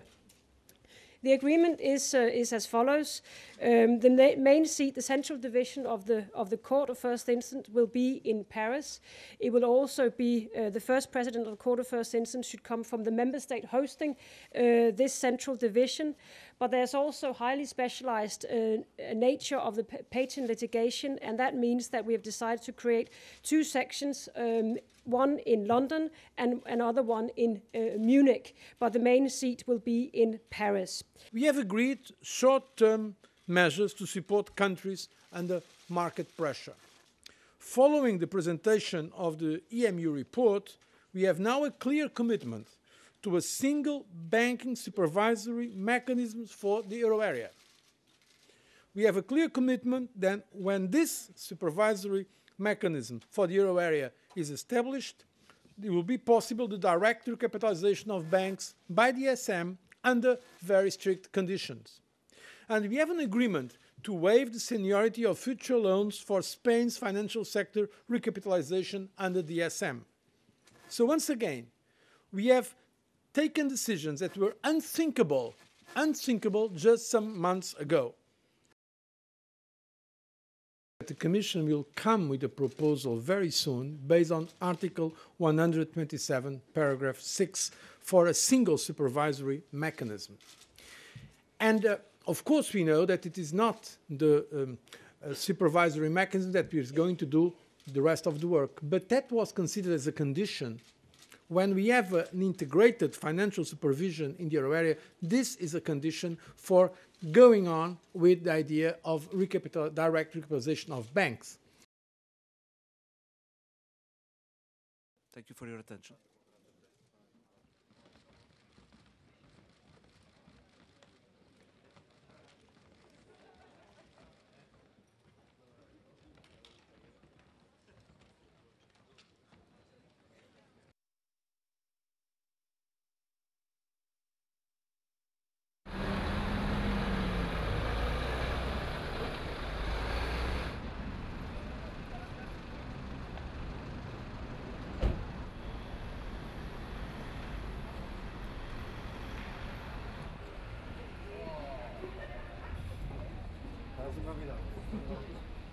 Ich muss die Ergebnisse dieses Gipfels vorläufig bewerten, weil ich die endgültigen Ratschlussfolgerungen noch nicht kenne. Aber aus der vorläufigen Bewertung gibt es 3 Punkte festzuhalten. Erstens, ich wiederhole das, was ich gestern den Staats- und Regierungschefs gesagt habe. Man hätte vieles früher haben können.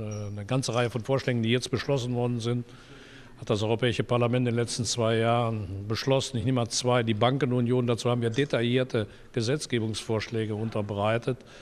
Die Finanztransaktionssteuer ist vielleicht der Beschluss, der auf der breitesten Mehrheit, die das Parlament in den letzten Jahren hatte, gefasst worden ist. Warum haben wir eigentlich so viel Zeit verloren? Aber dass es jetzt umgesetzt wird, ist gut. Ich glaube, dass die Beschlüsse, die im Zusammenhang mit dem europäischen Stabilitätsmechanismus gefasst worden sind, gute Beschlüsse sind. Sie gehen in die richtige Richtung, gehen in die Richtung einer Banklizenz für den ESM.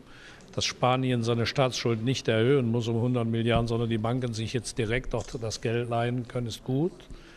Das ist ein Downgrading von Spanien verhindern. Auf der anderen Seite ein Land wie Italien, bei dem ja Premierminister Monti wirklich mit aller Macht versucht, auch das 3%-Kriterium so schnell wieder zu erreichen, wie es nur irgendwie möglich ist, jetzt günstigere Zinslasten hat, ist sicher ein Akt der Vernunft. Die Reaktion an den Finanzmärkten, auch die Wertsteigerung des Euros seit gestern zeigt, das ist ein Schritt in die richtige Richtung, noch nicht genug. Auch die 120 Milliarden, die jetzt in die Hand genommen werden sollen, um konkret, vor allen Dingen zielgerichtet in einzelnen Ländern Wachstum und wachstumsstimulierende Investitionen zu realisieren und vor allen Dingen gegen die Jugendarbeitslosigkeit zu kämpfen, das sind gute Schritte. Also das Demokratiedefizit in Europa bleibt, da müssen wir weiter gegen angehen. Das Europäische Parlament muss darauf beharren, dass es das Parlament der Union ist und jede Unionspolitik durch das Parlament legitimiert werden muss. Aber den Kampf, den führe ich halt weiter. I think the results of the Council, I don't know for the time being the final conclusions of the Council, but the conclusions of yesterday and taken by the head of states and governments until today are going in the right direction. I opened yesterday the council meeting addressing the heads of states and governments, remembering them that a lot of decisions on the agenda of the council adopted by the council today were already tabled by the European Parliament during the last 2 years. I mentioned the financial transaction tax. I never saw a majority in the European Parliament in my 18 years membership there with a broader majority than in favor of the financial transaction tax. Why we waited 2 years? The banking union, the European Parliament tabled concrete legislative measures for the banking union. 2 years' time lost. So, but better late than never, and therefore it is going in the right direction.